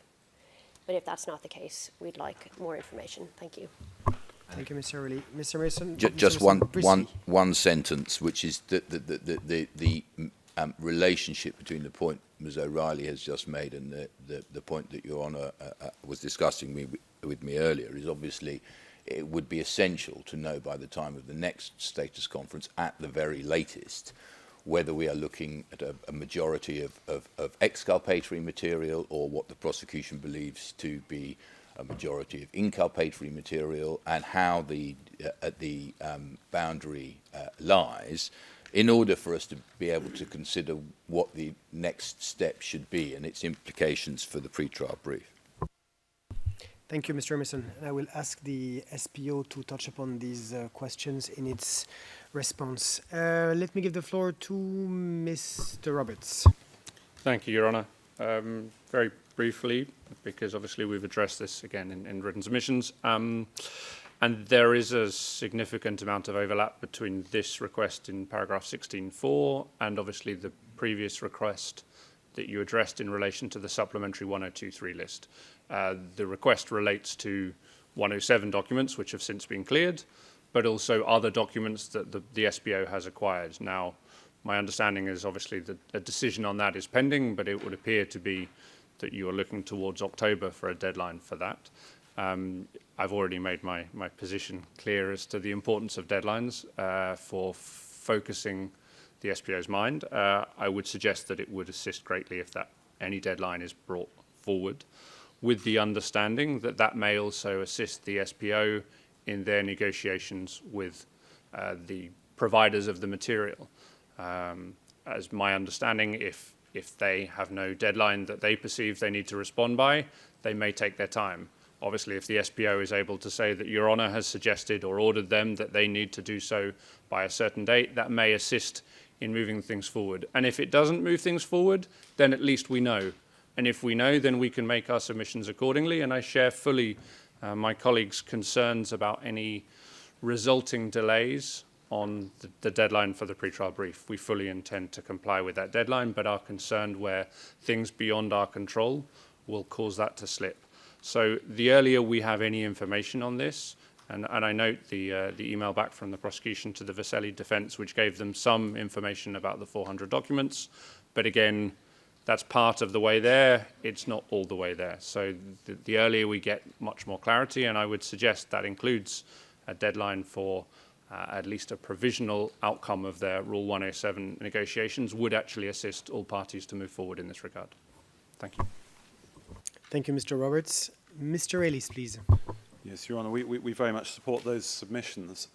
This has been a standing item on agendas at, I think, every status conference, going as far back as the written submissions on the 13th of November 2020, when the prosecution assured us they were actively seeking clearances for Rule 107 items.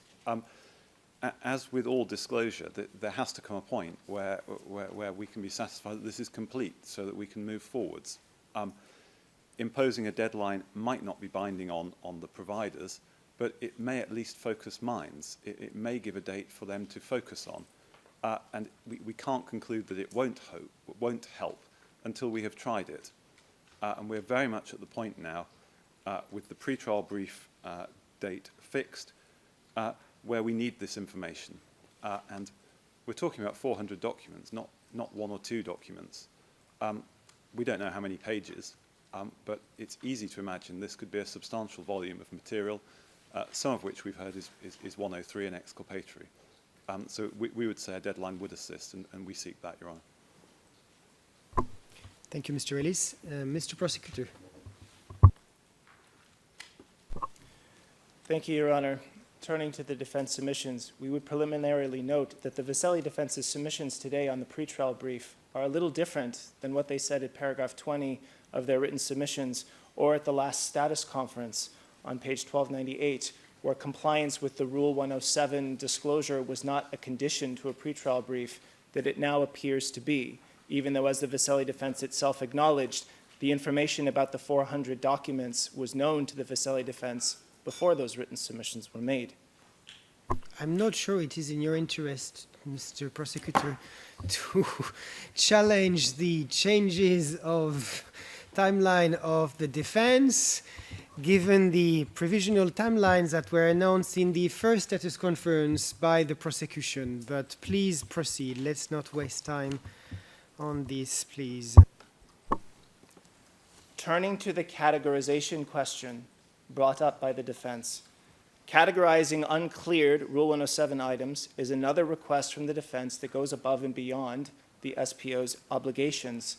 The defense is not entitled to know anything about Rule 107 items before they are cleared, and categorizing or collecting further information about them is not a task that the SPO can accommodate at present. What really matters for the defense's preparations is the contents of the Rule 107 items. And this is why the Rule 107 resources are being used to secure clearances by the SPO right now and not describe items which, as of this moment, cannot be disclosed. In terms of the number of outstanding items, the scale of the issue we wanted to emphasize, there are 400 items that are being discussed now. The SPO has disclosed over 22,000 unique items in the last 7 weeks alone. This is not an enormous volume of material relative to what's already been disclosed. And calling it critical or key, as done by the Vesely defense, is completely speculative. They don't and can't know what's in those documents at the moment. What Your Honor suggested with that at 8 September this issue be revisited, that makes sense to us, and we are available to give an update on the status of the clearances at the next status conference. Thank you, Mr. Prosecutor. I see Mr. Kihu, no? Just briefly, Judge, and let me remind my learned friend that he did tell us that in this batch that he presented to your item, there is Rule 103 material. Lest we forget, Rule 103 material equals exculpatory. I have noted that, Mr. Kihu. Mr. Emerson, please. I'd just like, and I don't normally rise to correct Mr. Holling, despite the fact that he has a habit of making pathetic nitpicking points, such as the one he's just made. But nothing has changed about the Vesely position. As I said earlier on, we are anxious not to lose the date for the service of the pretrial brief. Nothing has changed in relation to that, as I said to Your Honour just a few moments ago. And might I therefore respectfully, through the court, ask Mr. Holling to refrain from rather poor point scoring and focus on the issues. Thank you, Mr. Emerson. Do the other defense team want to add anything? Mr. Roberts, no. Mr. Ellis, no. Mr. Prosecutor, no. I see that it's 3 o'clock, so we will have a break, especially for the interpreters, and we will reconvene in reconvene at 3:20 in 20 minutes. The hearing is adjourned. All rise.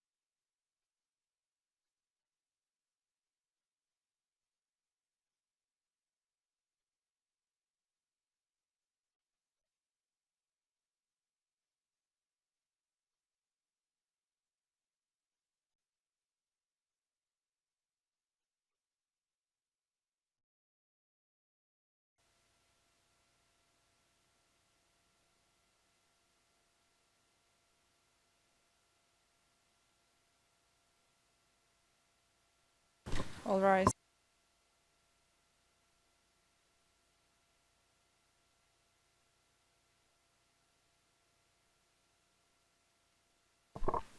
Please be seated.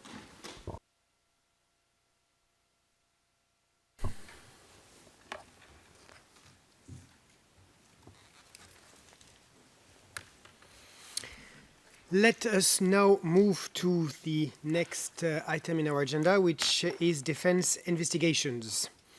I will give the floor to the parties separately on each category related to the defense investigations. First, the status of the defense investigations.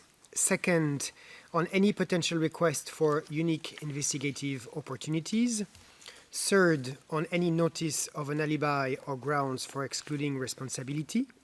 Fourth, on points of agreement on law and or facts. Fifth, on objections to the admissibility of evidentiary material disclosed. And finally, whether and when the parties expect to be able to identify a list of issues subject to dispute and one with issues not subject to dispute. And I will invite the parties to be concise for each item. Let us start with the general status of the defense investigations. In its written submissions, the Thaci defense indicated that its investigations are ongoing, but are hampered by a number of factors outside the control of the defense, and notably the witness protocol. The Vesely defense indicates that its investigation remains ongoing, and it expects that its investigation will continue beyond the opening of the SPO's case. According to the Selimi defense, its investigations are hampered by the witness protocol and the extensive redactions in the indictment, which significantly reduces the capacity of the defense to meet with SPO witnesses. To mitigate the impact on defense investigations, the Selimi defense indicates that it needs clarity on which statements relate to which redactions in the indictment and SPO pretrial brief, and when these redactions to statements or documents will be lifted. The Krasniqi defense intends to conduct further investigative missions before the filing of its pretrial brief. It indicated that it sent 11 requests for assistance to states, 5 to international organizations, and 2 to other entities. It also anticipates seizing me with an application to request assistance and cooperation from an international organization under Rule 208.2 of the rules. I invite the parties to give an overview of their investigations, starting with Mr. Kihu, please. Yes, thank you, Your Honor. Your Honor accurately summarized some of the points that we put forth in our document. Obviously, the extensive redactions have hampered us tremendously. I mean, even in the most recent iteration where SPO said there were supposed to be matters involving my client, for instance, paragraph 141 of their new complaint, in redacted in 1998, redacted, were abducted, and brought redacted. Well, I mean, how is somebody supposed to investigate 4 redactions in 2 lines that redact the location, they redact the people, and they redact operative items about the event? And this is replete not only in the indictment, but I'm sure Your Honor has reviewed the witness statements that we have seen that in many cases are just blank. I showed you blank sheets of paper previously on the SPO disclosures. We've got quite a few of that throughout that. Does that obviously hamper our investigation? Of course. That in conjunction with delayed disclosures, we're still waiting for 1023 material. We now have to jump through these hoops with the registrar on OSCE and the UN to get documents. The UN and OSCE has mandated that we go through the registrar's office in order to get documents in part of their dossier. Of course, the SPO didn't have to do that. We do. I've been trying to do this literally, Your Honor, for months. For months, I have been trying to access these archives so that we can move this case along. Our clients want to move this case along. But there are witnesses in the OSCE that we have spoken to that want to see the documents in the OSCE. And based on that, we have been trying to do it, and we have been unable to do so, notwithstanding all the efforts of my team, and most admirably by Ms. Menegon, who's been on it constantly. Obviously, we have the non-disclosure of witnesses. We have 91 anonymous witnesses out of 326, not 326 including the dead ones, some of which are going to testify viva voce, which will be remarkable. But of the 326, we have 91 that are non-disclosed. 60, I believe 68, 30 days before trial, and 23 prior to trial. An enormous undertaking to get into and conduct this investigation, which we are doing, notwithstanding these restrictions. In addition, the witness protocol has virtually handcuffed us in any number of ways. We had interviews scheduled for the latter part of June and early July, and after Your Honor's order came down on the 24th of June, so I was not operating contrary to Your Honor's orders, I had to cancel all of those interviews. So we have a situation now with internationals, and I'm not talking about the 91 protected witnesses, and I'm not talking about anybody that is even residing in Kosovo. I'm talking about former U.S. State Department individuals that live in Virginia, who I've been speaking to for months in conjunction with the United States State Department, who, by the way, are on the SPO witness list, although they're never going to call them. And based on this order, I had to stop discussing this matter completely until I bring the SPO in and have them at the party and give them notice for it, and the whole item is filled. This is a witness, a diplomat living in the United States for which the United States State Department is participating. Nevertheless, the protocol requires us to bring the SPO in with notice, and and the interview has to be filmed, etc. You can understand the scheduling. Put aside the content of this. You can understand the scheduling difficulties and all of this for these international witnesses. It is causing any number of problems, which I will tell you that, and I have not contacted any of these witnesses after the 24th of June, other than to say that we can't proceed at this time. They can't understand why this has even come into place. I have not given it to them. I have not explained it to them. I assume that the State Department counsel has, but it has caused any number of difficulties if we want to move this case along. But those are the problems that we are currently having. I'm having today with those witnesses that we can no longer move forward with.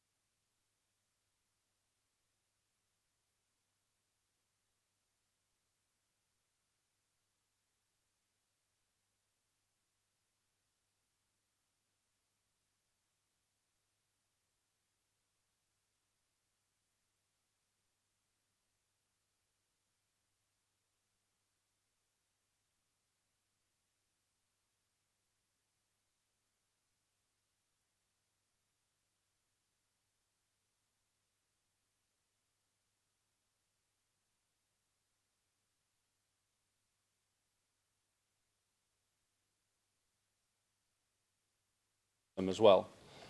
Maybe I'm wrong on that, but my understanding is that's the case. So therefore, I think this may well be the first time since they've been interviewed that they will be aware of their status. And the earlier that the prosecution finds out from their communications with them what their views are on being prosecution witnesses, and therefore the resulting impact on their scheduling of witnesses at trial, I think that would assist sufficiently. Secondly, in relation to the redactions, and this is the redactions to the indictment, redactions to the pretrial brief. Your Honour has seen in our submissions, I believe paragraphs 24 and 25, one very concrete specific example of an allegation with the underlying evidence completely redacted. I won't reveal it now, I understand it's confidential, but that's an allegation specifically against my client. I cannot discuss that allegation in all usefulness because I have no idea what evidence underpins that allegation. That is far from the only example. The consequence of that is that I cannot investigate that. My team cannot investigate that at all. And I don't know when that's going to be lifted. I don't know if that's in relation to, as Mr. Kehoe mentioned earlier, the 91 witnesses, if that's going to be a witness whose identity is lifted 30 days before trial, 30 days before one of the underlying witnesses testifies. It's potentially likely that one witness may testify within the first month of trial, another one 6 months later. Does that information all get lifted at a certain time? What I'm trying to understand, and what I'm hoping Your Honour will assist us with, is identifying throughout the pretrial brief and the indictment when these redactions will be lifted. Because we are unaware from your previous decisions, your decision on the confirmation of the indictment, your decision on motions challenging defects in the indictment from July last year, and even your decision on amending the indictment from December, that these are all based, the redactions to the indictment and pretrial brief, are based on your decisions on protective measures. So that information is only available to you and to the prosecution. So therefore, it would assist us greatly if they would provide information in relation to each of these redactions about when specifically they will be lifted. If a redaction, there's two paragraphs, 41 and 42 of the indictment, if they are based on two witness statements that will be provided to us 30 days before trial, the prosecution should be able to tell us that. That shouldn't be information in and of itself that is confidential. They should be able to provide that to us now so that we can plan ahead and go, okay, we know that that's the case. We can plan that that's the time when that information will be provided. Doesn't undercut, doesn't undermine any of the protective measures, but does allow us to plan accordingly. And in relation to the impact of the defence protocol, the contact decision, and the impact of the protective measures decisions, we're hoping that that may help us to move forward, at least the Salimi defence, to move forward in working out which of our investigations we prioritise and when. And in relation to the rest of the defence investigations, I'll deal with, would you like me to deal with the issues of unique investigative opportunities and everything else? Everything else is set out in our submissions anyway. But I would just like to refer back to the Rule 1023 issue on this as well. And just to separate out, disclosure and investigations are interlinked. It's not that disclosure is one thing and then it's completely separate. Our investigations, to a significant extent, are conducted in part through the information the prosecution gives us, either under Rule 103 or under Rule 1023. So therefore, if we wish to speak to certain witnesses, there is a likelihood or a possibility the prosecution has spoken to them already, but does not consider that they are witnesses that they wish to call. And so therefore, we have to, if we wish to interview that witness, or it assists us greatly if we have the evidence of that witness, the transcript of interview, the statement, whatever. Obviously, what I'm trying to say is that our investigations are dependent on the pace of Rule 1023 disclosure. And as a consequence, if Rule 1023 disclosure is in line with deadlines or speeded up, that helps us to have information in a timely manner that we can then go and speak to the witnesses whose statements we've been disclosed. So in that regard, there are a variety of competing factors, one of which affect each other. And so therefore, I just wish to make the point that defence investigations are not separate. They are entirely dependent on the pace at which the prosecution fulfills its disclosure obligations. Thank you. Thank you, Mr. Roberts. Mr. Ellis or Mr. Langenau? Mr. Ellis, please. Your Honour, here I feel the benefit of speaking forth because we're in the same position as our colleagues, and I can for the most part, simply echo the comments that have already been made and associate ourselves with them completely. May I simply say on our investigations, yes, they are ongoing. Given the size of the case and given the delayed disclosure of witnesses, they'll be ongoing until trial starts and probably beyond that point. But despite that, we're prioritising what we need to do in order to get our pre-trial brief in by the deadline of 21st of October. Thank you, Mr. Ellis. Mr. Prosecutor, do you want to respond to, or Madam Prosecutor, please? Thank you, Your Honour. Just a couple of brief points. With regard to interactions with international organisations or international witnesses, I can assure the Thaci defence that, contrary to their submissions, the SPO had considerable procedural obstacles and consents that were required before we could approach anyone or obtain documents. On the witness contact protocol, this is a necessary procedural safeguard which closely follows practice at other institutions and indeed before this court.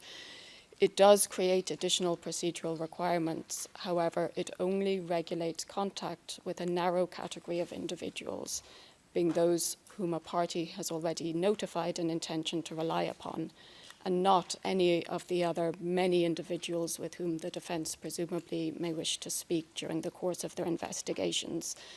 It is also something that it's a request that was filed in early December 2021, and therefore in terms of planning or preparation, it's not an unanticipated new development.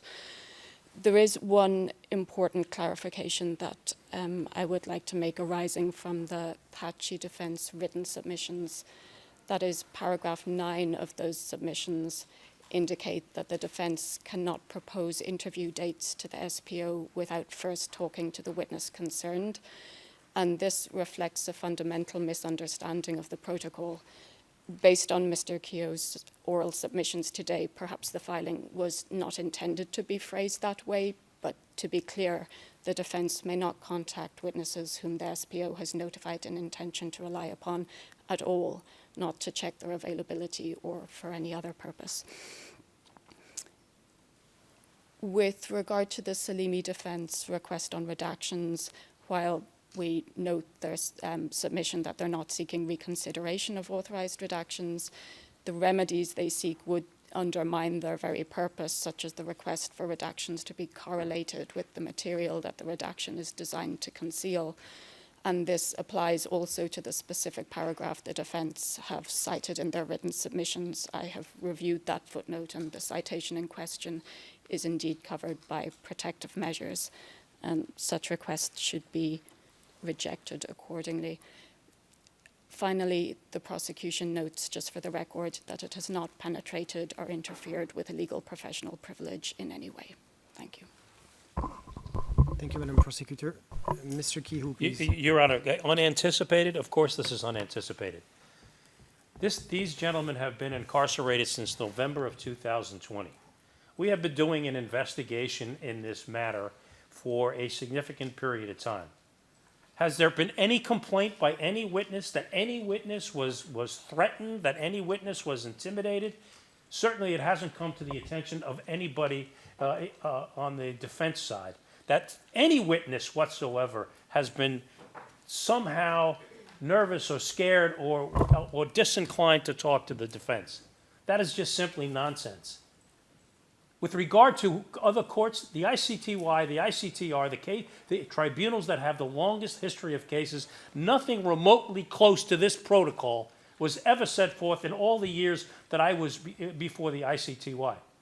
In fact, there was nothing concerning the redactions remotely close to what the prosecution has attempted to do in this case.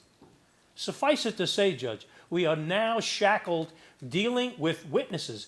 The witnesses that the prosecution is going to present, that they put on their witness list. The defense is entitled to talk to those people, to discuss with those people. And question, Judge, how do we deal with a witness that is on the prosecution's witness list that is going to be a defense witness?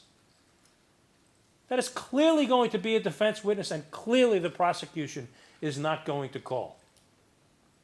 There are diplomats from the United States that they are definitely not going to call, that we are going to call. Under those circumstances, we still have to follow this protocol and invite them into this discussion with the witness? In addition to that, it's the time factor involved to get this done and just bring other people in addition to the registry. This is going to significantly hamper that aspect of the case when it comes to dealing with the witnesses coming with for the prosecution. Their witnesses that they put on the witness list. And I'm not talking about the protected witnesses, Judge. And in fact, I'm not even talking about witnesses that are in Kosovo.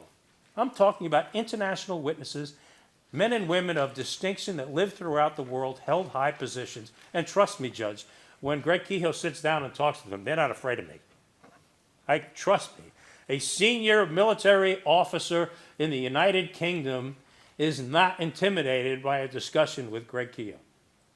And to think that anything has to be done to ensure that they're somehow protected belies the actual facts for these men and women. So to say that these difficulties, these redactions, these delayed disclosure, this witness protocol is not significantly injuring the defense, with all due respect, Judge, it merits a rethinking of how the ripple effect of this is going to impact us as we move forward. That being said, Judge, we are committed to moving this forward. We are committed to putting our pretrial brief in. We are committed to trying this case, but the court and anybody that's listening to this has to understand the difficulties that have now put into place for whatever reason that the court happens to put them into place and how that impacts our clients. Thank you, Mr. Kehoe. I don't see any other defense team requesting the floor. Madam Prosecutor, do you want to add anything? Mr. Kehoe has an art for responding to submissions that have not been made. A large part of what he said was not responsive to anything that I stated. Thank you. Mr. Kehoe, do you want to say something? It was unfortunately exactly in response to what she said. Let us now move to a request for unique investigative opportunities. In its written submissions, the Thaci defense and the Vesely defense confirmed their intention to file requests for unique investigative opportunities. However, they both indicated that they will not be in a position to make their request by 1st September 2022. The Selimi defense and the Krasniqi defense indicated that no unique investigative opportunities are envisaged. However, the Krasniqi defense also submits that no deadline for making Rule 99 requests should be imposed.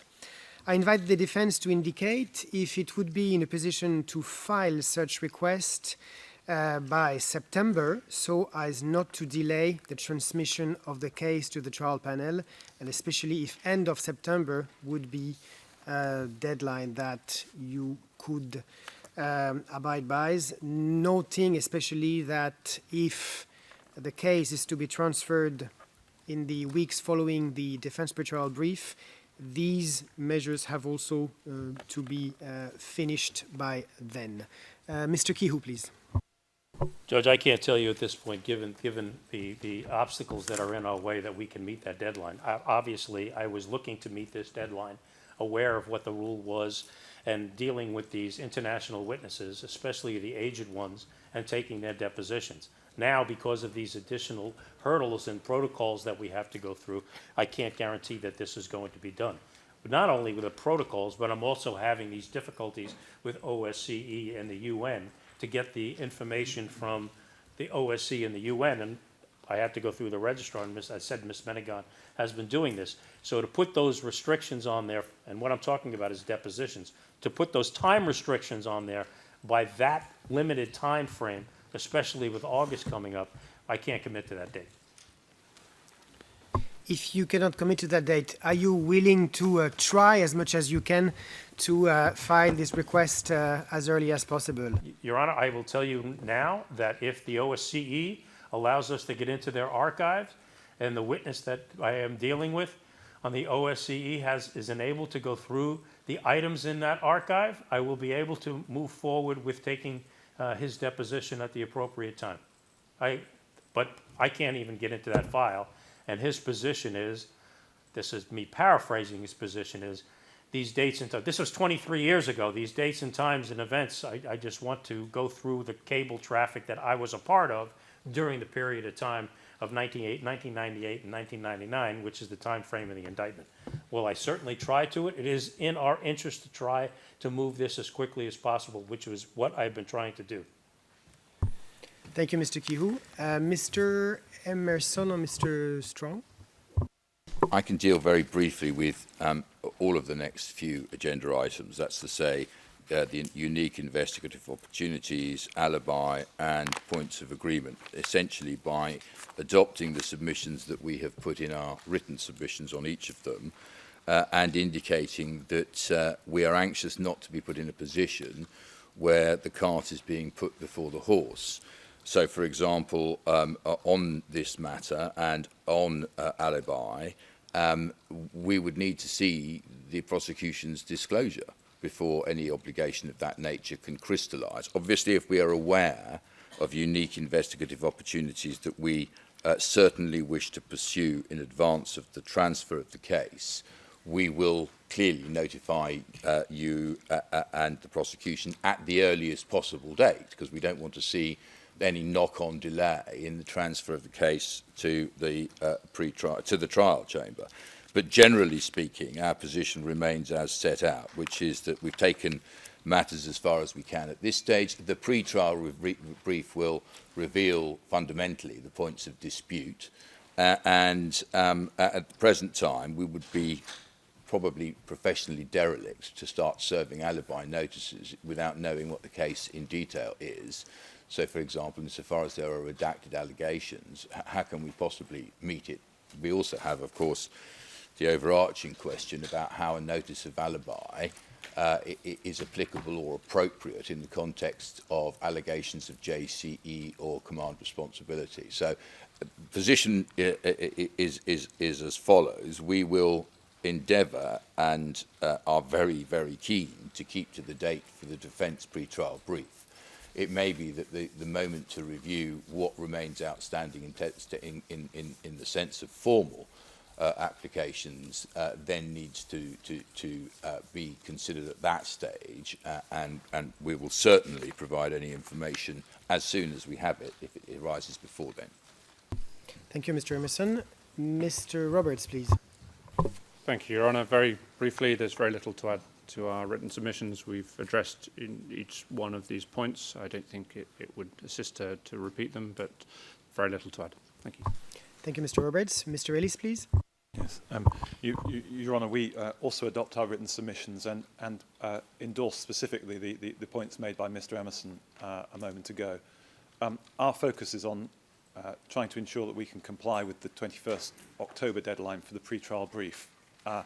And these other additional steps in the agenda item in our submission would be well revisited at that point. But adding additional steps at this stage is probably not going to be something we're able to do, and it may have an impact on our pre-trial brief. Thank you, Mr. Ellis. Madam Prosecutor, do you want to add anything on this point?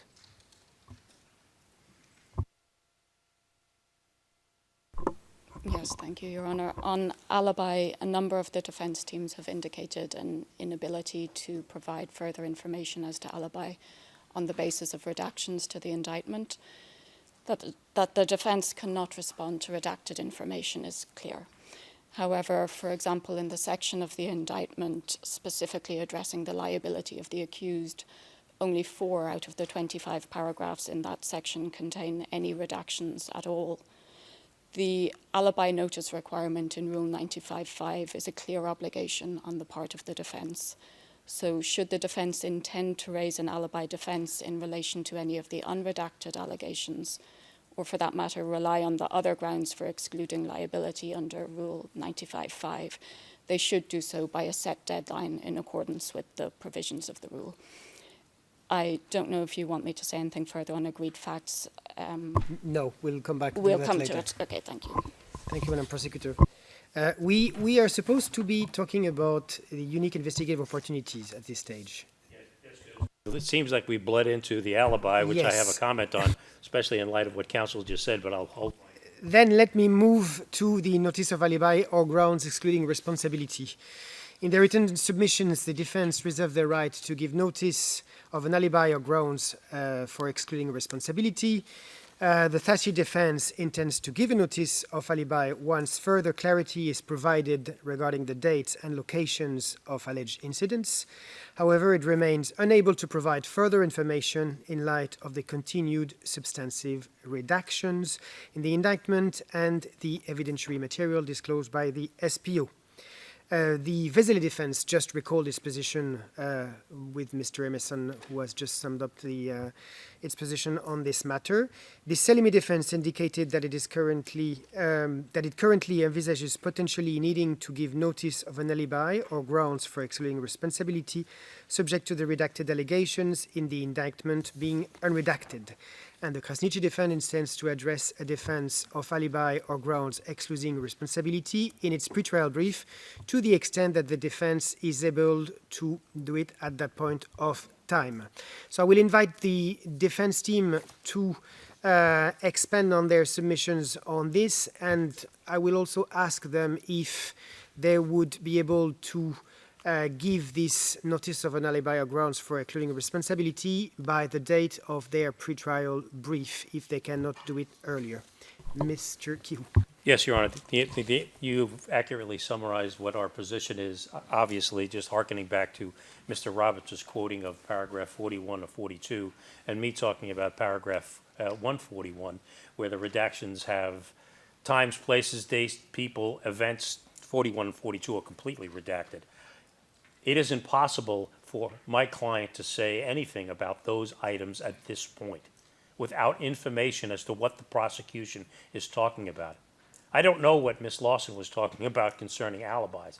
The alibi is, were you present at this particular location? It's not a theory of liability.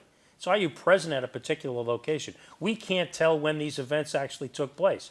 As I said during the course of several other hearings before Your Honor, that my client was traveling throughout Europe trying to promote peace and reconciliation in the United States, in Belgium, in the UK, Norway, Germany, in France, significant amount of time in Paris, talking to international leaders during this entire time frame with a variety of other Kosovo leaders during this time frame, including Mr. Rugova, I will add, during the time period of the indictment. So how are we supposed to give an alibi defense to events when he may be in heaven knows where? What, is he supposed to be dictating, KLA operations on the ground when he's in Washington, D.C. or Virginia? It's just a specious position, and we can't do it at this point. And unless we get the disclosures, Your Honor, and I would, with regard to our pretrial brief, I would like to put in the pretrial brief the alibi aspect of it. But without additional information, it's impossible to do. Thank you, Mr. Kiu. Mr. Emerson, do you want to add anything to your previous submissions on this? No, simply to say that in response to Your Honour's question, it seems a sensible course for us, at least voluntarily, to make such Rule 95 representations as we are able to make at the time currently listed for the service of the defence pretrial brief.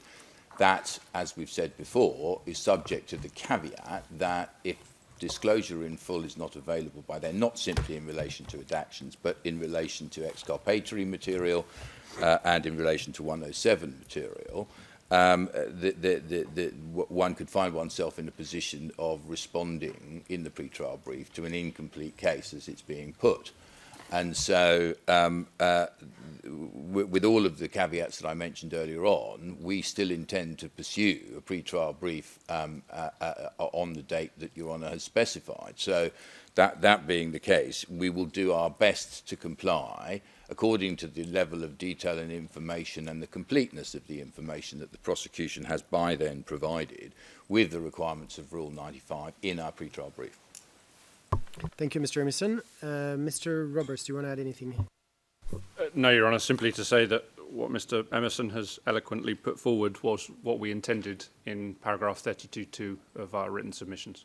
I think that's a very sensible proposal and is the best we can do in these circumstances at this juncture. Thank you. Thank you, Mr. Roberts. Mr. Ellis, please. Yes, we agree with that as well, Your Honour. Thank you, Mr. Ellis. Let us now move to points of agreement on law and facts. In its written submissions, the SPO indicated that there has been a degree of further progress with respect to agreed facts. According to the SPO, agreement has been reached with one or more defense teams on 22 facts from over the 300 proposals made by the SPO in March 2021. According to the Thaci defense, it has agreed to a further 9 rewarded facts with the SPO. However, it remains unable to reach agreement on the other facts proposed by the SPO in light of the extensive redactions to the indictment and materials disclosed by the SPO. In its written submissions, the Vesely defense indicated that it notified the SPO of its acceptance of 4 proposed agreed facts and offered 6 counter-proposals that later have been agreed by the SPO. The Vesely defense indicated that it agrees to a 1st September deadline for the disposition of 2 remaining counter-proposals. It also expects further agreement on the remainder of the SPO's proposals to be limited. The Salimi defense is reviewing facts to determine whether or not it can agree to them and notes the exchange of correspondence on certain facts between other teams, which may facilitate agreement on some issues. And finally, the Krasniqi defense has agreed to 8 proposals of agreed facts. It will continue to review the SPO's proposed agreed facts and does not intend to complete that review by 1st September 2022. I will invite the parties to try to give a timeline on this issue, and I will start with the prosecutor's office on this because the prosecution made the initial proposals. Madam Prosecutor. Yes, thank you, Your Honour. You accurately summarised our submissions reflecting the current status on agreed facts. There are many remaining proposals addressing contextual or other matters that have no connection to redacted evidence or protective measures, which we consider potentially ripe for agreement. And we remain available and willing to engage in further discussions with the defence teams, including on any proposals the defence may wish to present themselves. To the extent agreement is reached, notice of this can be provided to the pretrial judge by the 1st of September. Thank you. Thank you, Madam Prosecutor. Mr. Kehoe, please. Yes, Your Honour. As Your Honour accurately outlined, we did in fact agree to an additional 9 facts, which takes us to 18 facts. We are unable to agree to, at this point, we're unable to agree with any of the other facts proposed by the prosecutor for the lack of disclosures and all the items that we've spoken about before.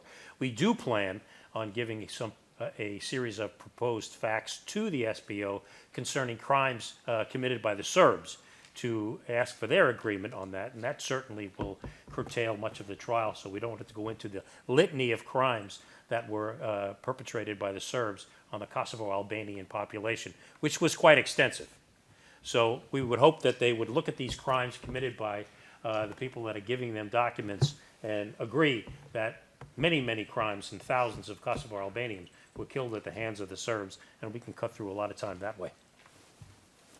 Thank you, Mr. Kehoe. Mr. Emerson, please. Mr. Kehoe, microphone, please. Oh, sorry. We've nothing to add to our written submission. Thank you, Mr. Emerson. Mr. Roberts, please. Thank you, Your Honour. Just to add that we do consider that we would be in a position to agree or not any prosecution proposed facts by the 1st of September, and similarly would wish to propose our own facts, similar but not limited to those which were put forward by Mr. Kehoe. But obviously those ones we would put forward would not be by the 1st of September. It would be much more likely they would be concomitant or after the filing of the defence pretrial brief. But in relation to the other facts, I think we would want to put it to bed one way or the other with the prosecution by the end of August, certainly. Thank you, Mr. Roberts. Mr. Ellis, please. Yes, Your Honour, nothing to add to our written submissions, but just to be clear, we do intend to complete the process of reviewing the prosecution's proposed agreed facts by the 1st of September.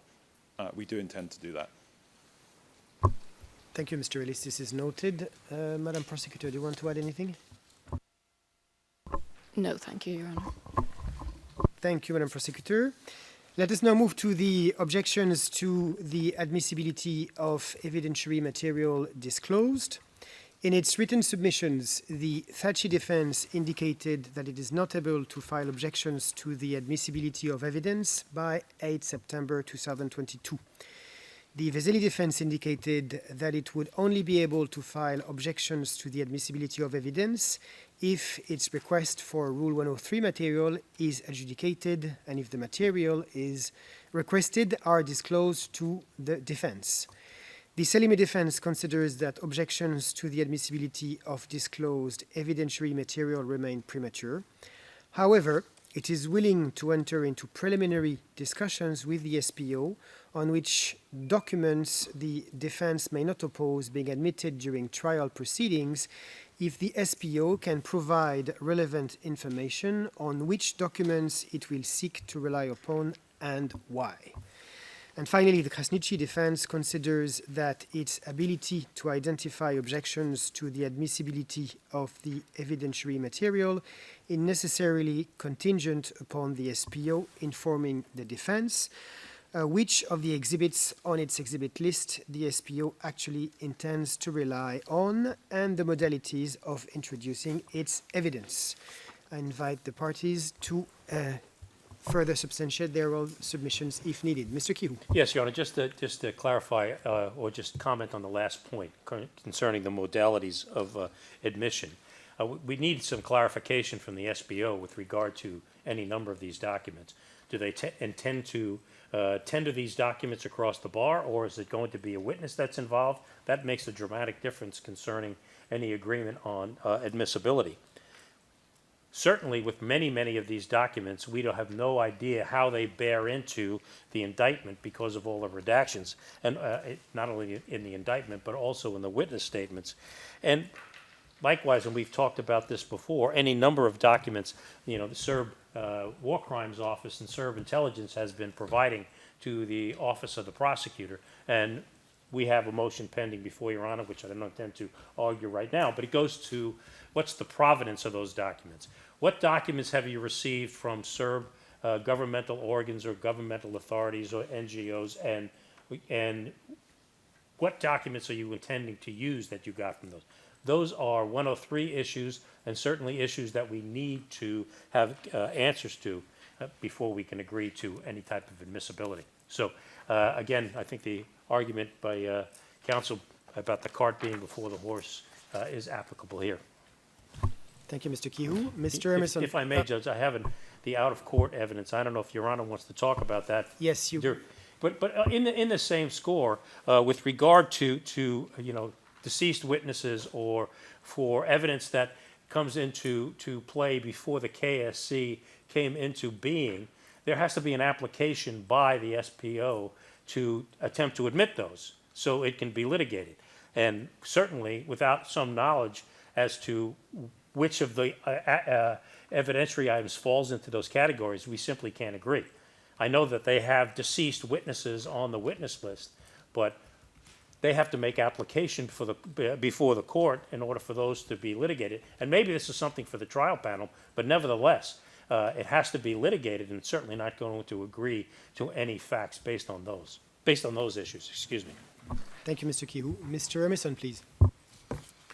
Just picking up from that point, clearly, if there are witnesses who are deceased or unable to attend, then all of the usual requirements will apply before their evidence can be admitted, which include the full disclosure to the defence and the trial panel of any material that could be adverse to that individual's credibility, so that the court is in a position to assess the materiality and reliability of the evidence, all of which is then be the subject of litigation. Now, there's been no indication of anything of that kind at this stage, but perhaps more broadly, there's been no indication of the provenance of a lot of documents that have been served, some of them apparently quite important, where there's no indication of who wrote them or how they came to be in the possession of the SPO. And Your Honour will understand that how that relates also to the Rule 103 motion that you have before you concerning documents that have been provided to the SPO by the notoriously corrupt Serbian intelligence and prosecution services, which we know, provably in the past, have submitted to international prosecutors evidence which has been obtained by torture, evidence which has been fabricated and forged. So, I mean, the two principal objections, and there will be others, of course, but the two principal objections to admissibility that are likely to figure significantly in this litigation are, first of all, provenance. I mean, the SPO footnotes in its brief documents for which there is absolutely no provenance whatsoever. There is evidence provided by the SPO which we already know to be forged, having spoken to the people who provided their passports and signatures, who are purportedly the authors of these documents. So there is amongst the prosecution material a great deal potentially important corrupted material. Now, clearly, the trial chamber will want to examine that, but we're not in any way in a position to move forward with that, whilst the prosecution still hasn't completed its disclosure. I mean, because, as we've been told today, it's prioritising its resources to deal with the disclosure obligations that it's currently so far behind on, never mind considering a modification of its absolute refusal to assist on provenance. So we're a very, very long way away from any proper investigation of this material. At the very minimum, we need to know who the prosecution is intending to actually call live, what witness evidence they wish to tender, and what documents they're proposing to tender from the bar table. Because until we know that, we'll have no way of knowing what the objections are likely to be. Realistically, I would have thought that that sort of granular examination is not and should not be allowed to delay the referral of the case to the trial chamber, because realistically, seeing the progress that the prosecution generally has been making, it's inconceivable that they will have provided evidence and answers to these questions on a document-by-document basis any time in the reasonable future. We'll simply have to deal with it as a document-by-document issue during the trial. Thank you, Mr. Emerson. Mr. Roberts, please. Thank you, Your Honour. Again, very briefly and fully, again, subscribe to the comments of Mr. Emerson and Mr. Kehoe. I just wish to correct a tiny typo in our submissions, where we suggested that there were only actually 16,298 documents on the prosecution list. As we know, it's actually 18,000, so it's even worse than we had suggested. As we had proposed in our written submissions, we're trying to work out and are willing to engage constructively, as always, in trying to identify, as Mr. Emerson also alluded to, which documents actually matter to the prosecution case. It's not 18,000, it's probably not 12,000. To be honest, it's probably not 5,000. The same thing with witnesses. It's not 326. I would suggest ultimately it's probably in the region of 120, 130. But we don't know which ones, and the only party that does is the prosecution. And the earliest they can assist us in identifying that, the witnesses that they're going to call, the exhibits they're going to rely on, how they're going to get those exhibits into the case, is fundamental information that they should be turning their minds to, and the earlier they can share that with us, the better situation we would be in. The problem we face is obviously, as we set out in our submissions, it is premature to ultimately take a decision on this because we don't know what rules of procedure or specifically what system the trial chamber will adopt, and obviously until we know that, whether they're potentially adopting a submission system of evidence, whether it's admission, how these are going to be dealt with, how they deal with documents from the bar table, it's very limited. However, in terms of trial management, in terms of identifying issues, and this does lead into the next category of streamlining, which Mr. Young will address, the earlier that the prosecution does identify which documents from its lists do really matter and which witnesses it will really call, that is what will help us and help everybody to move forward. And I think this is the elephant in the room as to how long otherwise it will take if we don't take those steps now. And I think those are very much within your authority to order the prosecution to move forward with. Thank you. We will discuss that in a second in the next item in the agenda. But before that, Mr. Ellis, please. Thank you, Your Honour. Again, very little to add to our written submissions. We're in the same position as the other teams, the other defence teams on this. We appreciate, of course, that Your Honour may be thinking of what can be included in the handover document ultimately to go to the trial panel in relation to admissibility issues. But unfortunately, given where we are, and given that these issues are going to have to be litigated on a granular basis as we learn how the prosecution intends to adduce the evidence, whether through a witness, whether through bar table motion, these are likely to be issues that need to be addressed by the trial panel as and when they arise. It may not be that we can take this further forwards at this stage. That won't impede the deadline for the pre-trial brief, though. Thank you, Mr. Ellis. Madam Prosecutor, do you want to respond? To the extent the defence is in a position to indicate objections to the admissibility of evidence, it is pursuant to Rule 95 being invited to do so by Your Honour. Such submissions can, of course, assist in providing clarity to the subsequent efficiency and conduct of proceedings, including to evidentiary and case presentation choices of the prosecution. But otherwise, ultimately, such matters will be resolved during the trial process. There are matters under Rule 95.5 which the defence is invited to do, and there are matters they're required to do at this stage, such as the alibi or other defence notices that I mentioned previously.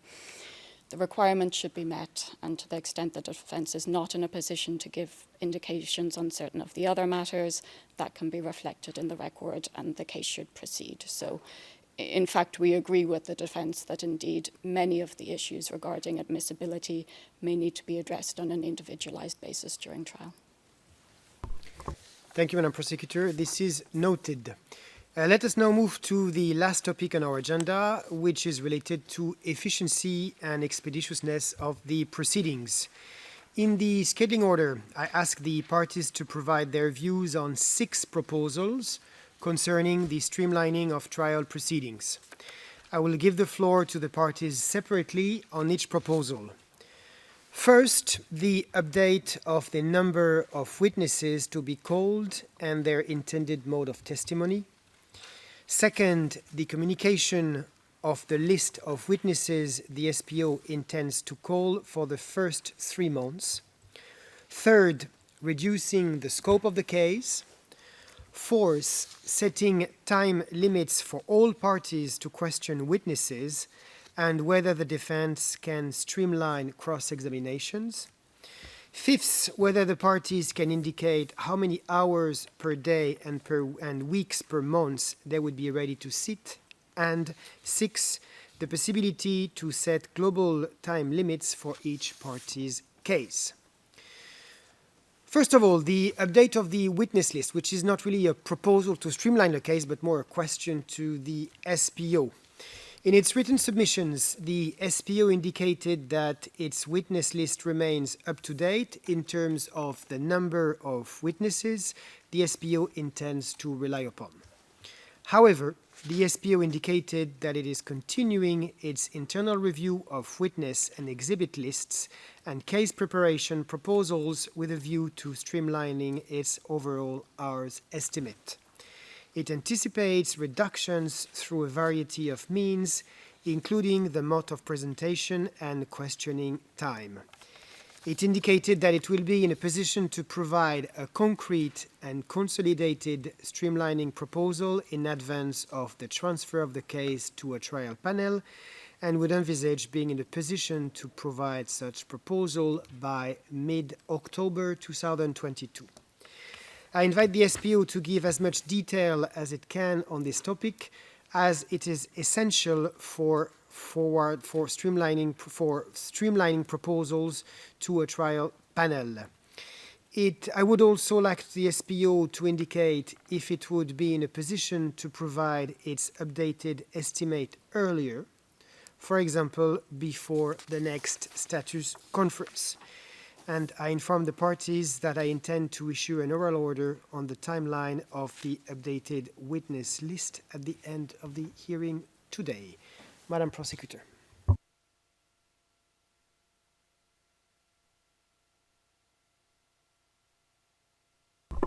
Thank you, Your Honour.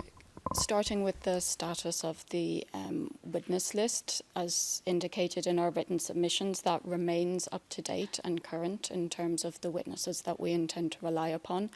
And should there be any change to that, or we would promptly notify the defence of that in advance of any more consolidated streamlining proposals being made. In terms of there may, it's a little bit hard to disconnect the different issues on the agenda item, because of course there may be changes to the mode of testimony, and certainly there will be changes to the hours estimates for witnesses resulting from the overall review exercise, which is ongoing and is aimed towards streamlining the overall hours estimate in the case.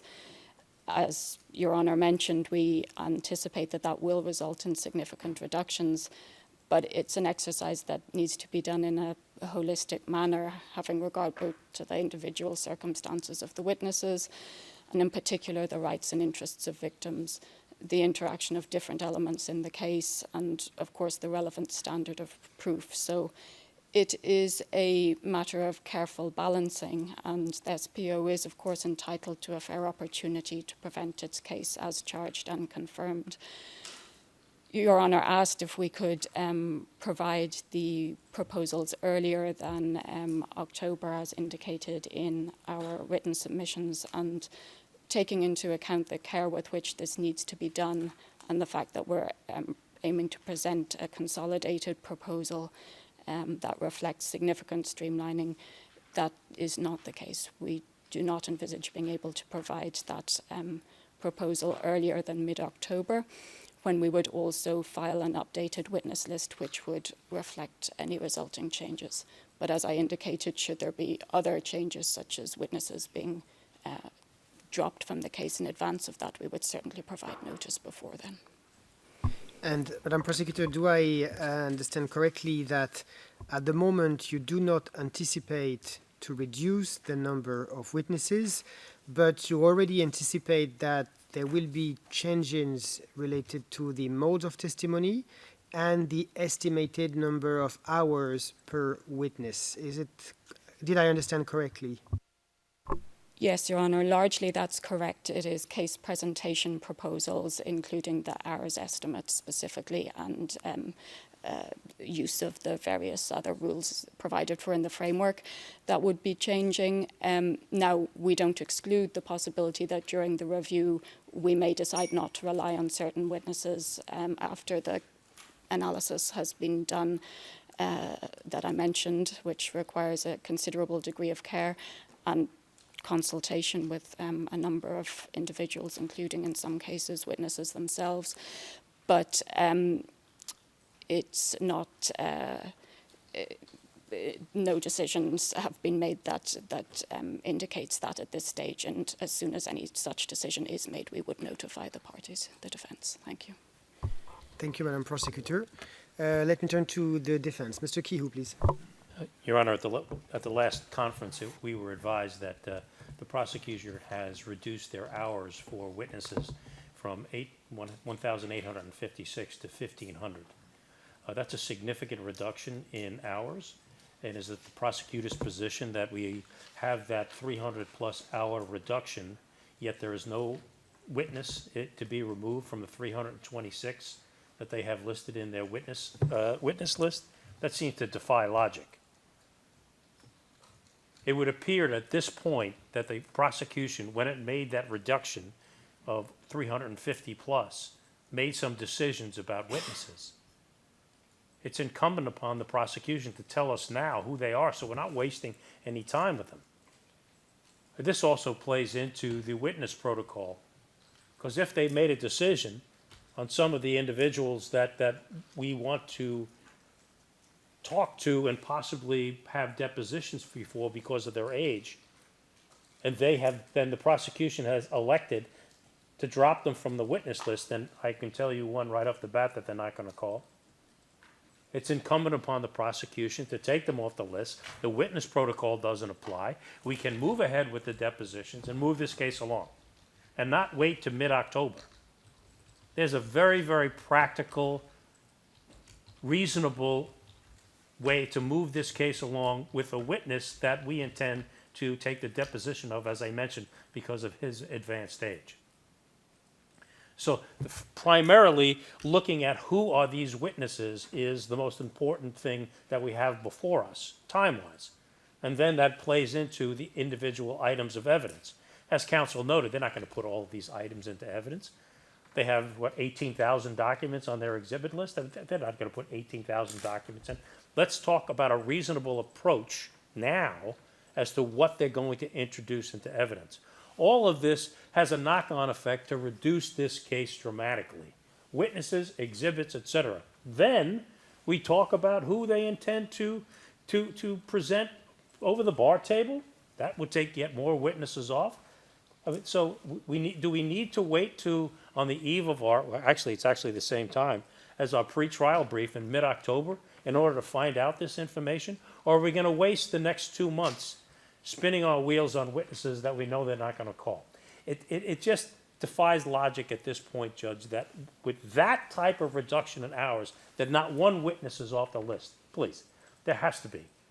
And if we're going to move this thing along and move it along efficiently, that is an easy way to streamline this case today.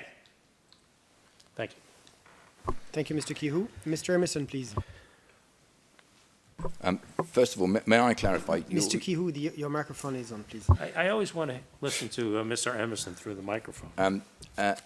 May I just clarify? Your Honour's looking to hear submissions on all of these issues in one go?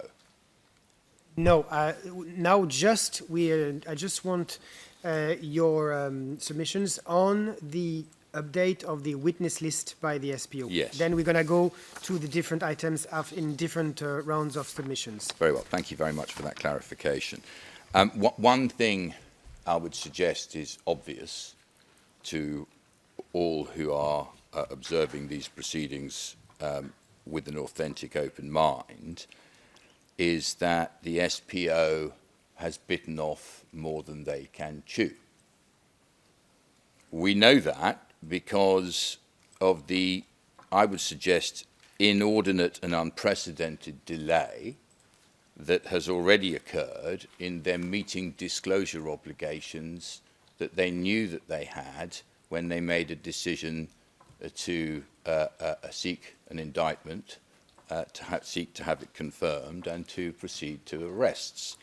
At which time, as Your Honour will remember, the estimate was that it would be 6 months until this trial could start in March or April of last year.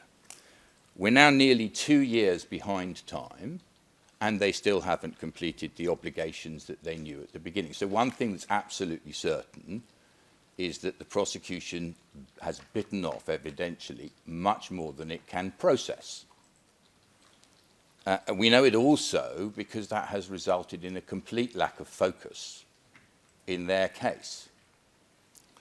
And we see that with the submission made by Mr. Holling at the last status conference and faintly echoed by counsel just a moment ago, that the balance is not about finding the witness list that they need of essential witnesses they think to prove their case, or even important witnesses, but it must take account of the interests of victims generally, which last status conference Mr. Holling specifically suggested, meaning that each victim should be entitled to have their day in court, each person who claims to be a victim of crimes committed by these accused. And you'll remember Mr. Laws, although he was slightly embarrassed when he realised the consequences, for the victims, was quite clear in saying his clients were not claiming their day in court. This was not a right of the victims were seeking to assert. Indeed, one might imagine that since a significant number of them don't even know that they are witnesses, that there is likely to be a position where the scope and scale of the case, which has so bedeviled the prosecution that it doesn't have the resources now to do its job, after however many broken deadlines, it becomes clear we have a prosecution that's bitten off more than it can chew and is reluctant to do anything significant about it. Simply saying we'll keep the same number of witnesses, but we'll do them on a fast-forward speed. It's rather, having bitten off more than they can digest, they then, like a mother bird, seek to regurgitate it and shove it down the throats of the trial chamber, but at maximum speed. Now, it doesn't, with respect, conform with the notion of a responsible and disciplined guiding mind behind the prosecution. It doesn't conform with the notion of a prosecutor who 2 years down the line is not able to put forward a realistic list of witnesses and even have any idea who they propose to call in the first 3 months of the trial. They don't know. And they can't even tell it to us by the beginning, any time soon, because they don't know. Now, I'm not sure how Your Honour envisions the role of the process of getting this case ready to hand over to the trial chamber, but all you're being told by the prosecution is we don't want any discipline imposed on us. We want to go in front of the trial chamber with the same number of witnesses, knowing we can't handle what we've already got, because no one on that side of the courtroom or those who sit above them has exercised a really disciplined approach to deciding what their case is and how they want to present it at trial. And for them to be 2 years down the line with 4 defendants in custody and not yet have a trial plan is almost the most shocking of the things that have gone wrong in the way that the prosecution has handled itself. So with that general comment, we would invite you no longer, you've given a great deal of leeway to this prosecution. We would invite you to now start drawing a line, to forcing them into reaching some serious decisions over the summer. To spend, instead of going away on holiday, as I'm sure is the explanation for the staff shortages, cancel the holidays, do some work. Get this case into a shape where by the beginning of September, by the time of the next status conference, they can tell us who are going to be called and in what order for the first 3 months, and who the first 107 witnesses, in approximately the right order, are for the first for the first order of witnesses thereafter. Really exercise some proper professional discipline, because if you're not in a position to put that on them, you will just have this grossly unprofessional, over-ambitious, absolutely lazy, profligate use of resources to try and put forward a case which hasn't been reduced in scope at all. And we all know that if that happens, the estimated trial length is about somewhere between 5 and 7 years. So, I mean, obviously it's up to you to decide when the point has been reached at which you need to finally draw the line, but we would suggest it's no good doing it in September for it yet to creep on for another 3 months beyond the date when you could have been referring this to the trial chamber, just because yet again the prosecution hasn't done its job. So, I mean, it's not as though they can come before you claiming any credit. And I'm beyond criticism. It doesn't really matter whether they, it's not my job to try and force them to behave like responsible prosecutors. I've given up on that. But it is our job to defend our clients and to ensure that we are able to invite Your Honour at the appropriate times to say enough is enough. Come on. We can't give this prosecution, chaotic as it is, the latitude that they have been given on a good faith basis up until now. We need to know what is the case we have to meet. And above all, we need to, you're quite rightly asking us, when can you be ready to do this? When can you finish your investigation? Well, Your Honour needs to keep an overall view, I'm sure you know this, of how different rulings are going to impact on both fairness and speed. And it's obvious that the ruling which currently stands on witness interviews, and I mean, unless it's set aside on appeal, that will be the protocol that governs the process of interviewing witnesses. It's obvious and inevitable that that places a handicap on defence investigations and slows things down. To counterbalance that, we would suggest the right thing to do is to give the defence some help, which only the prosecution can do. They will not do, and therefore, Your Honour, in our submission, must do it for them.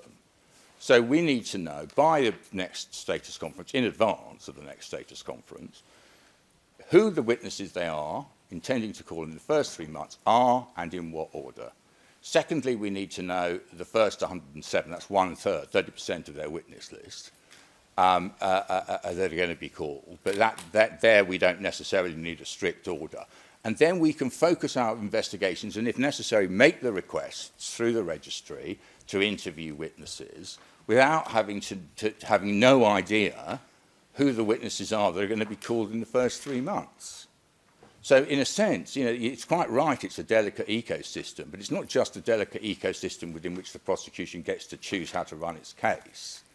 It's a delicate ecosystem in which one handicap needs to be counterbalanced by an easing of the burden on the defence in another area if we're going to be able to move forward. Your Honour can see, I think, a concerted position on behalf of the defence to move this towards trial, and frankly a concerted reluctance by the prosecution to do anything decisive to shape the way the trial is going to go.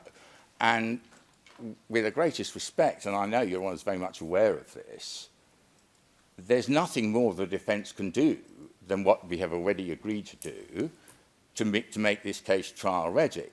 It's the prosecution that are standing in the way by insisting on maintaining this chaotic stance that they don't even know who their witnesses are going to be, but they're determined to put all of these people who have no need to be giving evidence in relation to the crimes on the indictment in front of the trial chamber, and the best that they can offer is to give them half the time in which to give their accounts, which of course will compress the evidence in a way that makes it unmanageable for the trial chamber, because they'll be running along at a speed which makes it impossible to properly examine any witness.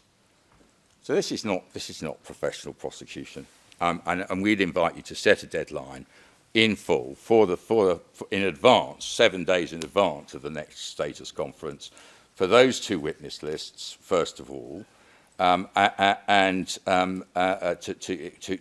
with a view to streamlining its case, to at least work towards 12 months as the maximum. Now, obviously, depending on the number of sitting days and periods and so forth, that will have to be revisited, but to at least have in mind that they will be able, realistically able, not theoretically able, realistically able, to present the case they're going to present within a year.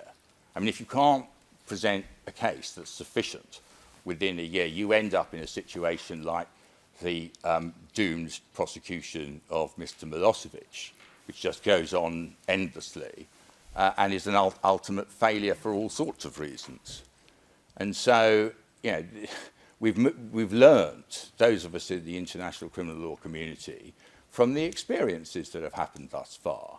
We were told by the prosecution at the beginning of this case, by Mr. Smith himself, that the prosecution was being designed to be faster than the prosecutions of the other tribunals had been, learning from their experience to speed things up. And he accused, as you remember, the defence of inflating how long it would take for the prosecution to be trial ready in order to advance a claim, an application for provisional release. That was a serious and totally unfounded allegation. But again, water under the bridge. What's not water under the bridge is that over and over and over again, this prosecution team have violated the trust and good faith that you have placed in them. And we are now in a situation where we should be at the closing stages of you referring it to trial chamber, being pretty much trial ready. But we're nowhere near that, because they won't even say. Why won't they say who their prosecution witnesses are? Because they don't know. They don't have any idea who it is they're going to call and what order, what documents they're going to submit from the bar, what the provenance of those documents are. You know, they're at the stage now that they should have been at 2 years ago. So we would respectfully invite you to say, 7 days before the next status conference, we have all of that information as requested in our written submissions. Thank you, Mr. Emerson. Mr. Young, please, sorry. Yes. Yes, I can be very brief. Your Honour, we very much support the submissions made already, and we strongly support Your Honour's proposal that the SPO prepare an updated witness list before the next status conference. Given the SPO's written submissions that the witness list remains the same, presumably the prosecution know who their witnesses they intend to call will be. Indeed, I don't need to remind Your Honour that in 2020, the prosecution then suggested they were confident enough to say that they knew who their witnesses would be and what their case was, because they then told the court they'd be ready for trial in June 2021, over 1 year ago. And so they now have 2 months. Your Honour's proposal of having the updated list before the September status conference is eminently sensible. And one thing I would also add is the point, and stress is the point that we made in our written submissions and alluded to by Mr. Roberts earlier, that we do strongly ask Your Honour, submit that Your Honour should make an order that the prosecution notify those on the SPO witness list that they are in fact SPO witnesses. With respect, this could significantly affect the list and significantly affect the process. So we do ask that you make that order. Thank you. Thank you, Mr. Young. Mr. Ellis, please. Your Honour, my client has been in prison now for 20 months. On his behalf, I cannot hide my frustration that he is sat there in prison watching this hearing, and he hears the prosecution come to court and say they cannot commit to an earlier date to update their witness list because they're looking at it in a holistic manner, because it interacts with other issues, because it's a difficult question. After 20 months, they cannot do that any earlier. For how many status conferences have we been talking about streamlining issues? It's been on the agenda now for months. This is not a new issue. We cannot be in a position where, in mid-October, 1 week before the defence pretrial brief, the prosecution suddenly produces an updated list which could change the content of that which the defence need to respond to. This has gone on too long with men in detention spending their lives. We say the court can confidently set a deadline, and we adopt the deadline proposal by Mr. Emerson. Thank you, Mr. Ellis. Madam Prosecutor, do you want to respond? Thank you, Your Honour. Your initial questions on witness reductions was clear, and my answer on it was very clear. There have been no such decisions not to rely upon witnesses to date. So yes, the hours reduction indication given at the last hearing, which incidentally was already 500 hours, not 300, as the Thaci defence mentioned, did not include witness reductions. And similarly, the suggestion that the SPO does not know who its witnesses are going to be is simply inaccurate. The witness list was provided over 6 months ago in December, and as I indicated, it remains accurate in terms of the persons intended to be relied upon. Should there be any change in that, we have undertaken to promptly notify the defence teams accordingly. Equally, the suggestion that the defence do not know the case they need to meet, which the Vasselli, counsel for Mr. Vasselli mentioned, this is a repeated allegation, but again, it's an unambiguously misleading one. In fact, the defence have been provided with an extraordinary degree of guidance to the prosecution's case and at very early stages of proceedings. I've mentioned some of these figures before, but in the context of the submissions just made, they bear repeating. The defence received over 1,800 items of indictment supporting material in December 2020, along with a Rule 86 outline setting out the prosecution's case in narrative form and the confirmation decision. Over 90% of the material the prosecution intends to rely upon at trial was provided almost 1 year ago, by mid-August 2021. This evidence was categorized and subcategorized in legal workflow by reference to the charges in this case at the time of its disclosure. A preliminary witness list was provided in October 2021, followed by the actual witness list, exhibit list, and a footnoted pretrial brief in December. In January, a further detailed categorization of the evidence the prosecution intends to rely upon was provided by way of the Rule 109 chart, which Your Honour has requested an updated version of at the start of this hearing. Further, the defence's attempts to portray the SPO's case as unprecedented in size, as chaotic, as otherwise unwieldy, are simply not accurate. As clearly outlined at the last status conference, the defence submissions on, for example, the exhibit list figures were supported by misleading statistics and misleading comparisons. And despite the unreliability of that data having been pointed out, these submissions persist in being made, but now simply putting them forward here as unsupported assertions. Equally, the somewhat glib reference to broken deadlines is inaccurate. Deadlines which may have been adjusted based on good cause, and that's a matter that's been previously discussed at length, so I won't labour it here, but what we're operating under is a framework governed by rules. The defence is on one hand simply refusing to respect rules on pretrial defence obligations, while on the other attempting to impose further obligations not foreseen in the rules on the SPO case in a manner which has never been seen at other comparable institutions. What I mentioned already remains the case. The prosecution case is not going to change. The scope of the case, the nature of the case is not going to change by the updated, by the streamlining proposals or the updated witness list. These are case presentation proposals and reduction in hours proposals. If there are changes to witnesses in advance of that, we will notify them. Thank you. Thank you, Madam Prosecutor. Mr. Q, very, very briefly. Very briefly, Judge. I am glad that the counsel has noted that this is a court of rules. And I ask, Your Honor, how many times did Your Honor give deadlines per the rules to the SPO that they failed to meet? 10? 20 at least? How many times has Your Honor asked to come up with proposals to streamline this case, which the defense has done? And what is their response? Their response is, oh, we envisage being able to give you something in October, 2 months down the line. I do believe, Judge, and you can correct me if I'm wrong, but you have raised this issue on at least 2 of the prior pretrial conferences like this, looking for information. And after all of this time, months and months and months, their answer to you is in July that, oh, we'll give you something in October? These people that want to propound the rules as opposed to now? And I stand corrected. I said there were 300 hours that were eliminated, 500 hours.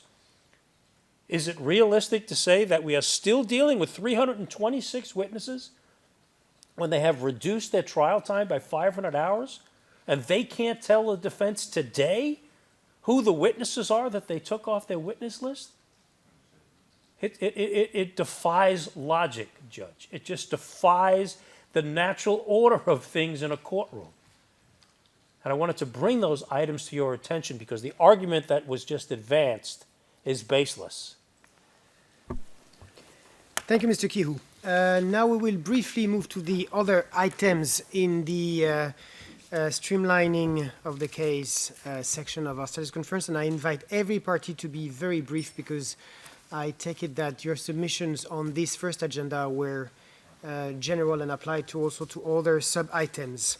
So now we're going to move to the communication of the list of witnesses to be called for the first 3 months that has already been raised by some of the parties.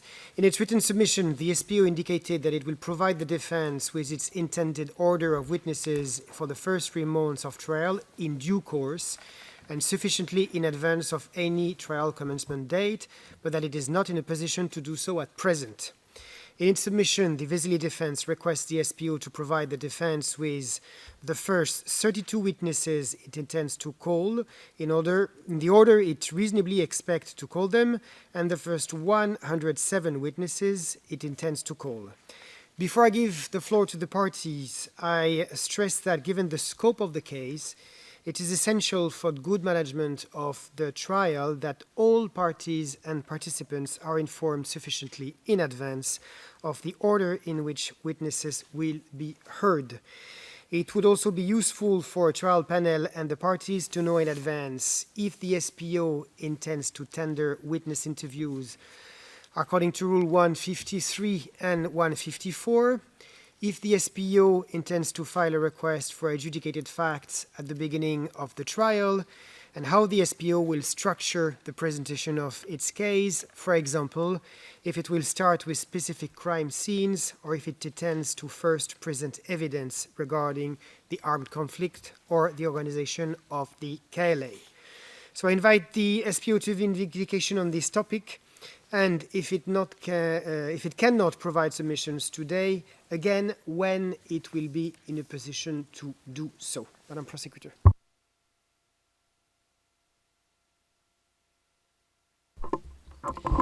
With regard to the order of witnesses that the SPO intends to call at trial, this is, as indicated in our written submissions, heavily dependent upon when the trial commences, the trial panel's sitting schedule, the availability of witnesses at the scheduled time. And it may also be influenced by review of the defence pretrial briefs, as we would endeavour to focus case presentation on what appears to be truly contentious in the case. It's entirely consistent with practice at other institutions addressing large-scale cases of this nature for the order of witnesses to be managed upon transfer of the case to the panel, controlling a greater degree of those variables. And while we are and will of course be taking preparations to ensure that fair notice of such matters is provided in advance of trial, I've taken careful note of what you just said in relation to that. It is not something that we can do at this time. Equally, I have taken note of Your Honour's comments regarding motive testimony, which will be addressed in the updated witness list that will be provided in advance of transfer, and the adjudicated facts and other matters that you have mentioned. We've taken note of those points. We'll factor them into the guidance that we provide to the panel. Thank you. Thank you, Madam Prosecutor. Mr. Kihu, please. Yes, Your Honor, I certainly endorse the providing of the witnesses for the first 3 months of trial. Every prosecutor's office knows how they're going to start the trial. Yes, there may be a witness here or a witness there that has to change because of scheduling, etc. But again, it defies logic that a case of this size that needs this amount of planning has been planned out as such that these are the array of witnesses that we intend to call in the first 3 months. Of course they have. They just don't want to turn it over. If they don't have it, that's a separate problem. But I submit to you, having been a prosecutor for a significant period of time, you cannot put a case on of this magnitude without having a very good idea of how you're going to start this case. And we ask the court to order, giving us the list of witnesses for the first 3 months as soon as possible. Thank you, Mr. Kihu. Mr. Emerson, please. But I think you touched upon this. Exactly, so I'm going to avoid duplication. The prosecution's offer, if I can put it that way, in this, what they assume to be a bargaining process, is that they will provide this information in due course, which means nothing, and before the trial, which is self-evident. Other than that, you should do nothing about it because it's a matter for the trial chamber.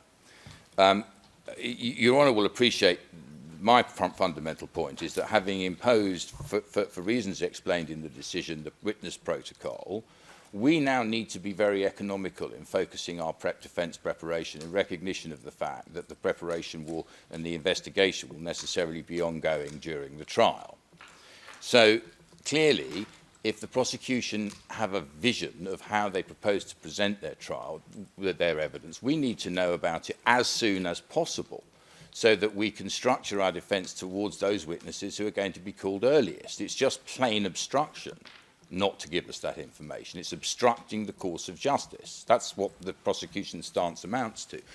I'm not suggesting that they can't alter their position. It may be that 10% or 30% of the witnesses they intend to call in the initial months, for one reason or another, are unavailable.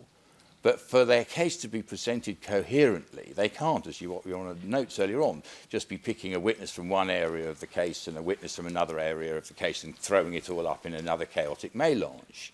They will have to have, if they haven't got already, that's a shocking admission, but they will have to have, by the time we reach the next status conference, a plan. How do we do this, guys? What are we starting with? Crime-based? What are we doing here? And if they have, they should be giving it to us as soon as possible so that we can structure the defence resources appropriately. If they haven't, then they jolly well should have and should be made to formulate one over the summer holidays. But it's not something that can be left over to be managed by the trial panel, because at that stage they ought to be in a position, the trial panel, where they're ready to make the orders necessary for the start and the final run-up to trial. So we will have lost all of that time in focusing our preparation so that we can be ready for the order in which the prosecution are proposing to call their witnesses. So clearly they don't want to play ball.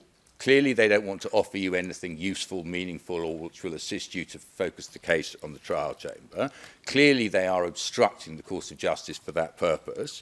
So in those circumstances, we will invite you, as I said earlier on, 7 days before the next status conference, to direct them that they must provide a list of the first, we've suggested, the first 32 witnesses, that's 10%, that they intend to call in the order in which they intend to call them, and a further 107 witnesses that they intend to call next, but they can decide the order of those by shuffling them.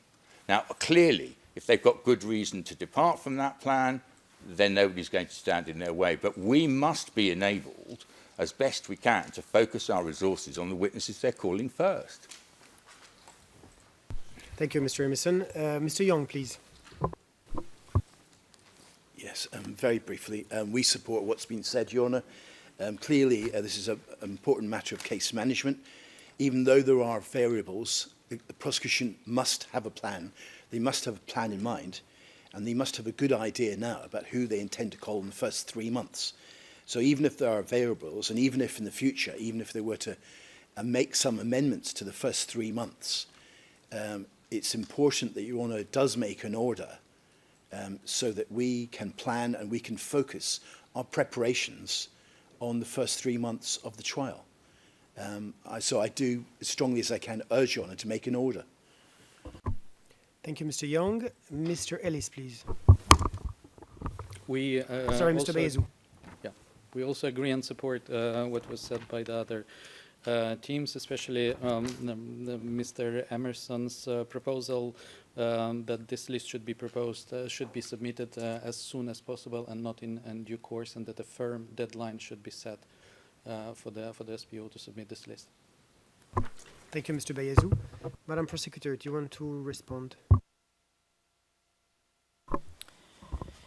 At least one of the defence teams noted in their written submissions that there are a variety of factors which necessarily limit trial management issues that can be meaningfully resolved at this stage. And this is one of them, for the reasons indicated in my earlier submissions and in writing.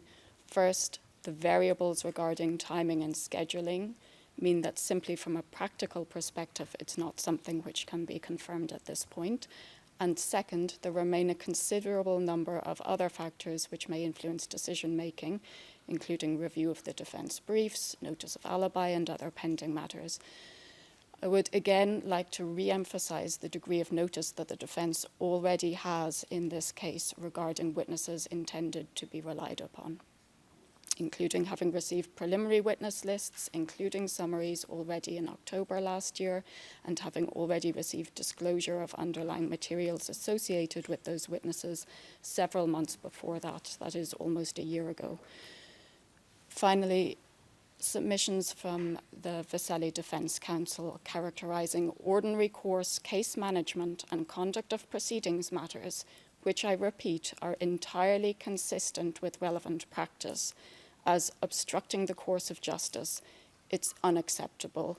These type of characterizations are unprofessional and they're utterly irresponsible. Thank you. Thank you, Madam Prosecutor. Mr. Kehoe, do you want to reply? If Just you can, briefly, very Judge, briefly, and do I- not repeat yourself. We've already discussed about all this for a while. So I will not repeat, but we seem to be talking past each other, and there's a large issue that the prosecutor is missing. Time. 326 witnesses. Who are they going to call? To move this case expeditiously, there's a certain time frame that we have to operate on. They certainly know the direction their case is going to go in. So to move this case along expeditiously, you to pass it on to the trial panel to move through this as quickly as possible, and to limit the time these gentlemen are spending in jail, it's incumbent upon them to give us the first 3 months of their witnesses. And the whole time element is completely absent from the argument that has been made by the counsel for the SPO. thank you, Mr. Kehoe. I see that it is now time for a break because I think the interpreters have been working for nearly 1 hour and 45 minutes. So we will break for 24 minutes. We will reconvene at 5:30 for the reminder item of the status conference and the point that Mr. Young wanted to raise. And I invite you to be brief in the last part of the status conference so we can finish, if possible, around 6 p.m. The hearing is adjourned. All rise.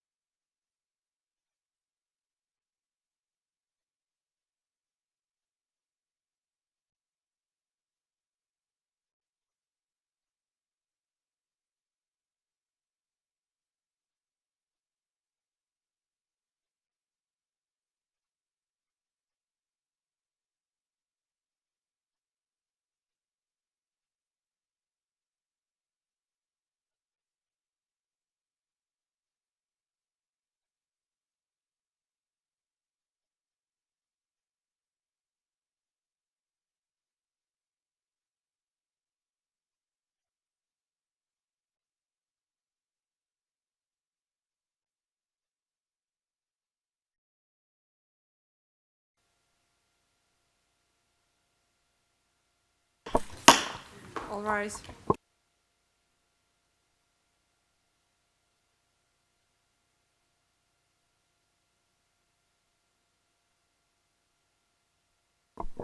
Please be seated.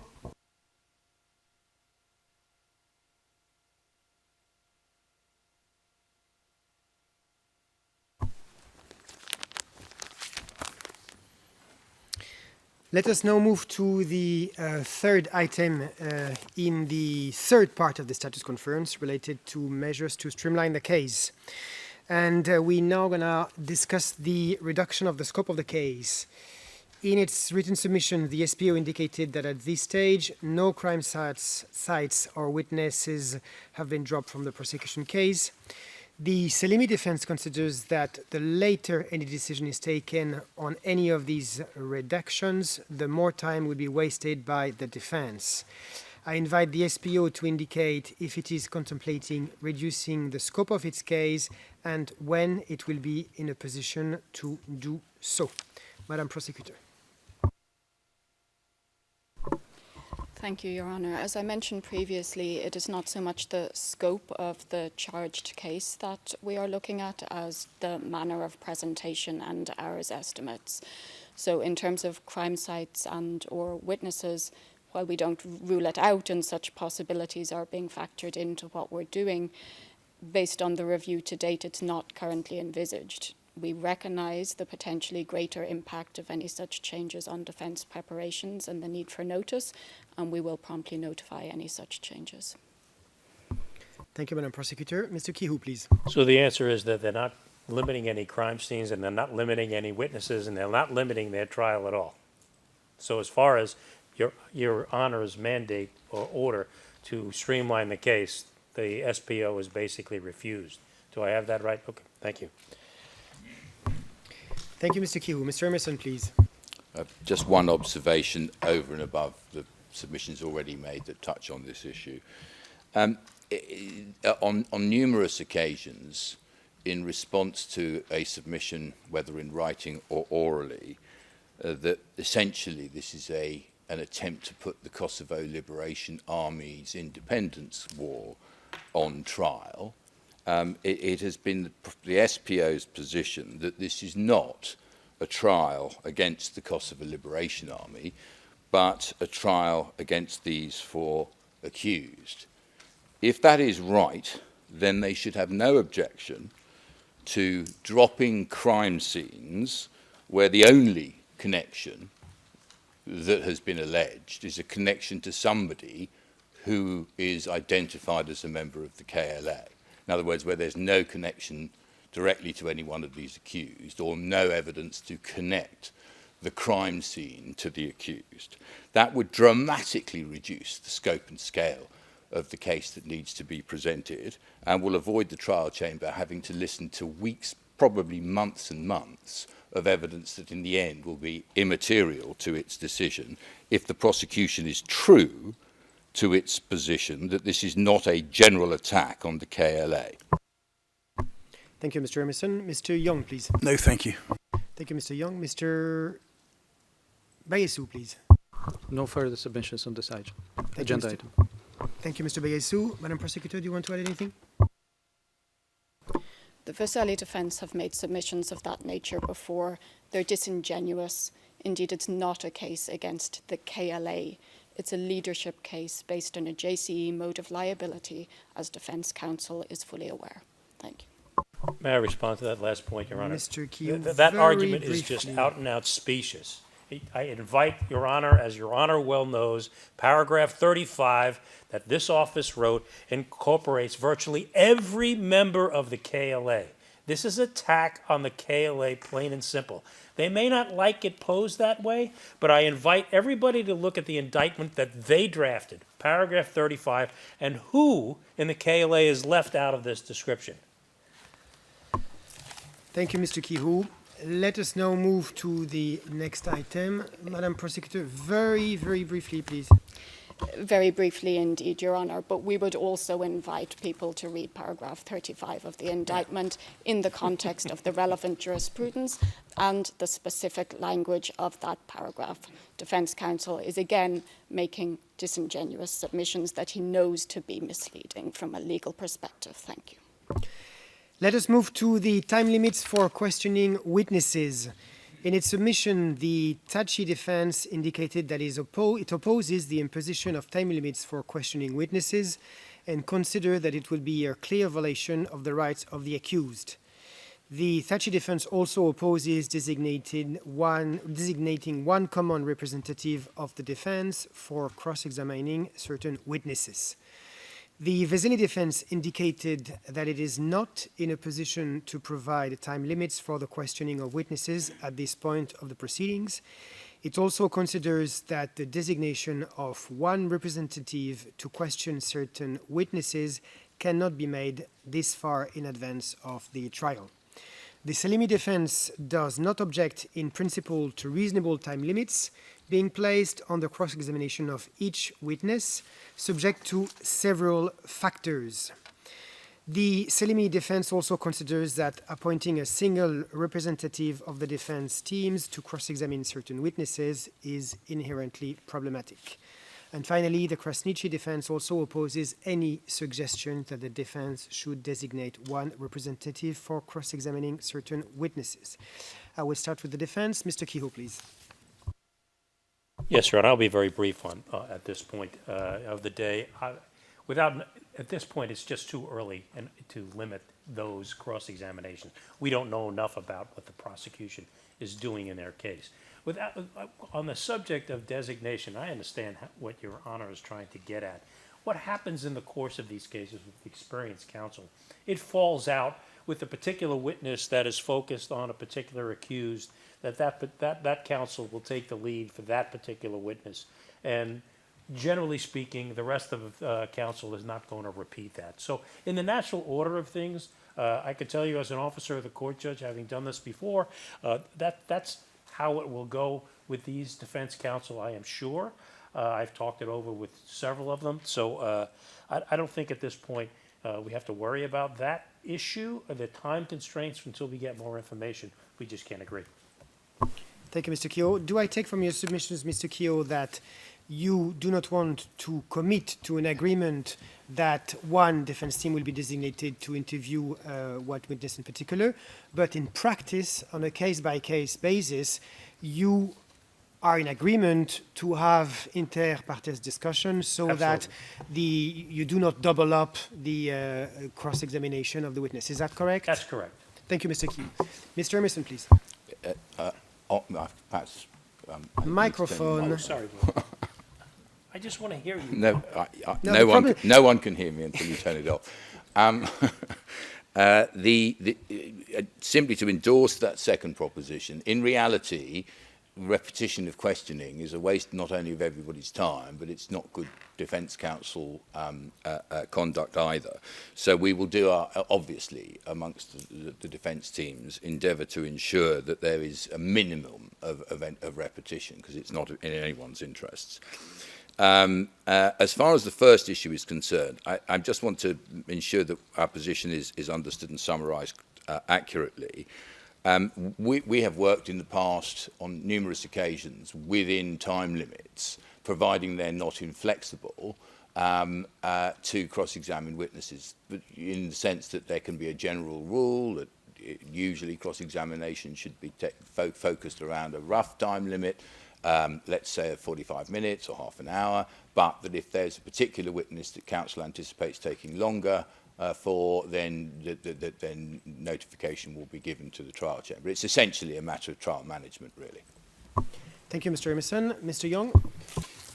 Yes, Your Honour, in relation to the first point of time limits, we do say it's far too early with respect to start discussing that. It would have to be done on a witness-by-witness basis with the trial panel. There are too many uncertainties at this moment in time. As to the second part of a defence representative, we would strongly object, and I totally endorse what Mr. Kehoe said. The reality is that experienced defence counsel coordinate all the time on these matters, so that there isn't any repetition, as Mr. Emerson said, and that so it's something that should be left organically to experienced defence counsel, so these things are worked out at trial. Thank you. Thank you, Mr. Young. Mr. Bayezou, please. We adopt our written submissions. As the other defense teams, we do not agree with any suggestion that the defense should designate one representative for cross-examining certain witnesses. While the defense is, of course, aware of the need to avoid duplication and of the need to avoid any delay in the proceedings, unnecessary delay in the proceedings, appointing a representative to cross-examine witnesses at this stage is unnecessary and interferes with the fair trial rights. This is also a trial panel issue in our submission. Thank you, Mr. Bayezou. Madam Prosecutor, do you want to say something? We also consider time limits for examination of witnesses to be a feasible potential means of proceeding, and we're indeed providing individualized hours estimates per witness. We're basically in agreement with the defence as to this being a matter of sensible trial management. With regard to the proposal for defence teams to coordinate cross-examinations, we also consider this a sensible course of action. As defence counsel themselves have indicated, the prospect of lengthy, repetitive cross-examinations is clearly not something that should be permitted, nor would it be in the interests of either fairness or efficiency. Thank you. Thank you, Madam Prosecutor. So I will mention in my handover document that the parties agree on the organic solution proposed by Mr. Young. We will now move to the last subsection of this section, which is the average sitting time. No, sorry, it's not the last, actually. It's the one before. In its written submission, the SPO anticipates being able to sit continuously at the court's convenience. The Thaci defense proposes that the parties sit 4 days per week for regular court hours. The Vesil defense envisages sitting for a maximum of 4 full days per week for 4-week blocks, followed by a 1-week break. The Selimi defense indicates that any schedule must fully respect the rights of an accused, and that flexibility might assist in moving proceeding forwards. And it also indicates that courts should be used solely for court activities, and that reading summaries and of admitted written evidence or documents, as occurred at other courts, is not an effective use of court time. And finally, the Krasniqi defense indicates that it does not believe that it is realistic to anticipate 5 days per week. It tentatively proposed that the trial schedule should be set to 4 sitting days per week from Monday to Thursdays, with Friday being a non-sitting day and with a defined number of additional days per month as non-sitting days. I remind the parties that this matter will be decided by a trial panel, but I intend to sum up the parties' views in the handover document. Madam Prosecutor. Thank you, Your Honour. As indicated in our written submissions, the SPO anticipates being available to sit continuously at the court's convenience once trial commences. However, to the extent adjusted hours may be considered appropriate to facilitate fair and efficient proceedings, that is a matter within the discretion of the designated panel. Any such schedule should not unnecessarily break or elongate the time for which a witness is required to travel or to be available for testimony. And therefore, limitations of sitting days per week in particular is a matter which, if considered, would need to be implemented with a significant degree of flexibility. Thank you. Thank you, Madam Prosecutor. Mr. Kihu, please. Nothing further than our submission, Judge. Thank you, Mr. Kihu. Mr. Emerson, please. I would only ask Your Honour to record in the handover document that the reason where there seems to be a consensus on the defence side that there should be sitting in blocks of 4 days at a time, subject, of course, to the point that my learned friend makes about witnesses who are halfway through their testimony, and why there should be a 1-week break at the end of every 4-week period, reflects the fact that we are necessarily playing catch-up in terms of our investigation. And so, to that extent, it's unsurprising that the prosecution, with the resources at its disposal and the state of play that one anticipates it will be at the time of the trial beginning, should be in a position to sit consistently. But plainly, we need to consult with our clients, but more important than that, we need to continue, or as important as that, I should say, we will need to continue investigations and investigative strategies. Thank you, Mr. Emerson. Mr. Young, please. Your Honour, we have nothing to add to the written submissions. Thank you. Thank you, Mr. Young. Mr. Bayesu, please. We agree with Mr. Emerson that the time will be needed for preparation during the trial process, also because of the need to investigate and prepare for the evidence of a substantial number of the delayed disclosure witnesses whose identities will be revealed only 30 days before trial or during trial. And in addition, written motions will be frequently submitted during trial and will require time for the parties and participants to prepare and respond, and for the panel to determine. Otherwise, we adopt our written submissions. Thank you, Mr. Bayesu. I turn to Ms. Radziowska, Counsel for Victims. Do you have any submissions on the court schedule? Thank you, Your Honor. No submissions on court schedule, but maybe just to respond briefly to the suggestion made by Mr. Emerson as to what was said by Mr. Laws during the last status conference. I think the transcript of that status conference speaks for itself. On page 89, line 4 to page 91, line 25, and then later on page 100, lines 1 to 14. I think this record of what was said by Mr. Laws during the last status conference is clear that the suggestions made by Mr. Emerson today are simply wrong. Thank you. Thank you, Ms. Radziowska. I will, unless any submissions is needed on this matter, I will move to the last item, which is the global time limit for each party's case. On this proposal, the SPO agrees that an overall hours limit being set for the presentation of a party's case. It considers that any such limit is best expressed as a number of hours rather than a particular calendar period. While the Thaci defense support the imposition of global time limits for each party's case, it opposes the imposition of a time limit of 3 months for the presentation of each defense case. The Vasily defense is willing to commit to global time limits for the presentation of evidence as set out in its proposal on streamlining. And finally, the Krasniqi defense considers that it is premature to consider a time limit for the defense case at this stage, and that this can only be considered at the conclusion of the SPO's case. Madam Prosecutor. You've correctly summarized our position, Your Honour. I have nothing to add to our written submissions. Thank you, Madam Prosecutor. Mr. Kihu, please. Yes, Your Honor. We do, in general, support global time limits. The problem with individual defendants is how much of the SPO's case is focused on a particular defendant, or a particular accused.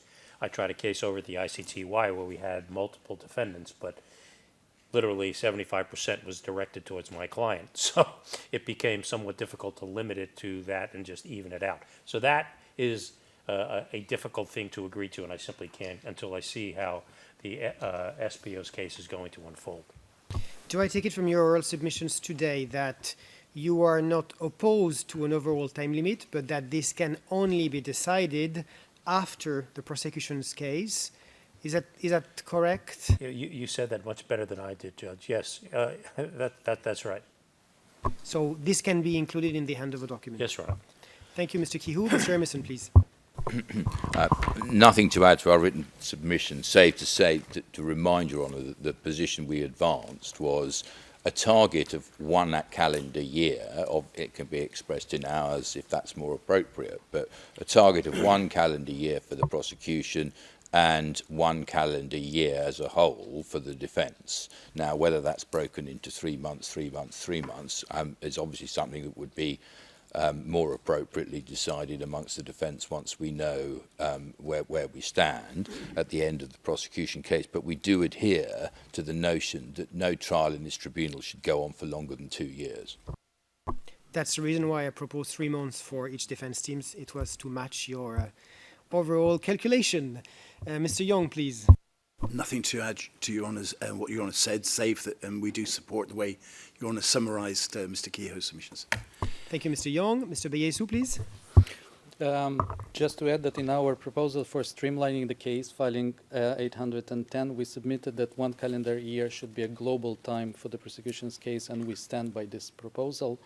We do accept the principle of equality of arms and the need for a relationship of proportionality between the length of prosecution case and the length of the defense case. However, those principles do not require strict mathematical equality, instead of requiring the trial panel to consider all the circumstances of the case, including specific strategies of each defense and the lines of defense being pursued, and we consider that this cannot be assessed at this time of the proceedings, at this stage of the proceedings. Thank you, Mr. Bayesu. Ms. Radzieckowa, do you have any submissions on this, on overall time limit for the parties' case? Your Honor, not at this point in time. Thank you. Thank you. Let us move now to the date of the next status conference.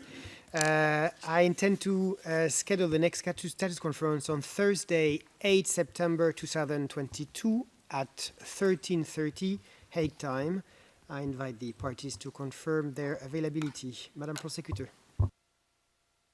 Yes, Your Honour, the prosecution will be available at the court's convenience. Thank you, Madam Prosecutor. Mr. Kihu. Yes, Your Honor, we will be available. Thank you, Mr. Kihu. Mr. Emerson. Yes, Your Honour. Thank you, Mr. Emerson. Mr. Young. Yes. Thank you, Mr. Young. Mr. Bayesu. Yes, we will be available. Thank you, Mr. Bayesu. Ms. Radzieckowa. We will be available. Thank you very much. At this point of time, we will now discuss the any other matter, and for this we will go into private session. Madam Court Officer, can you let me know when we're in private session?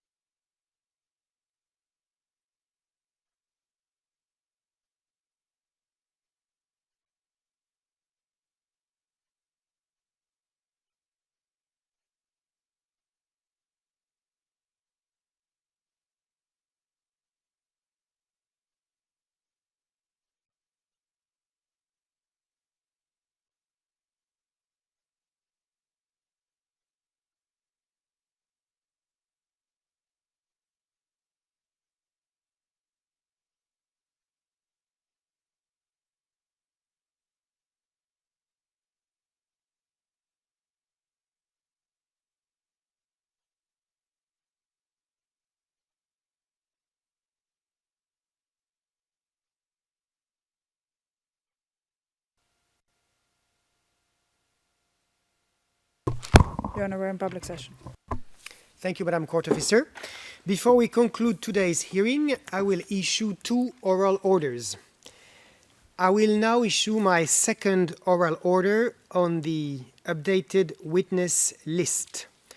In light of the parties' submission, I order the SPO to file a witness list which updates the mode of questioning and presentation time for each witness by 2nd September 2022. This concludes my second oral order.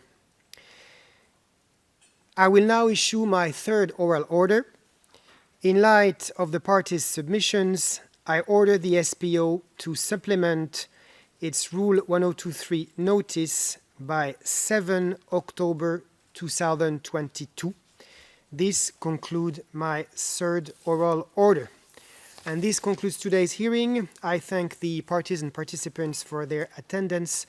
As usual, I thank the interpreters, stenographers, audiovisual technicians, and security personnel for their attendance. The hearing is adjourned. Thank you. All rise.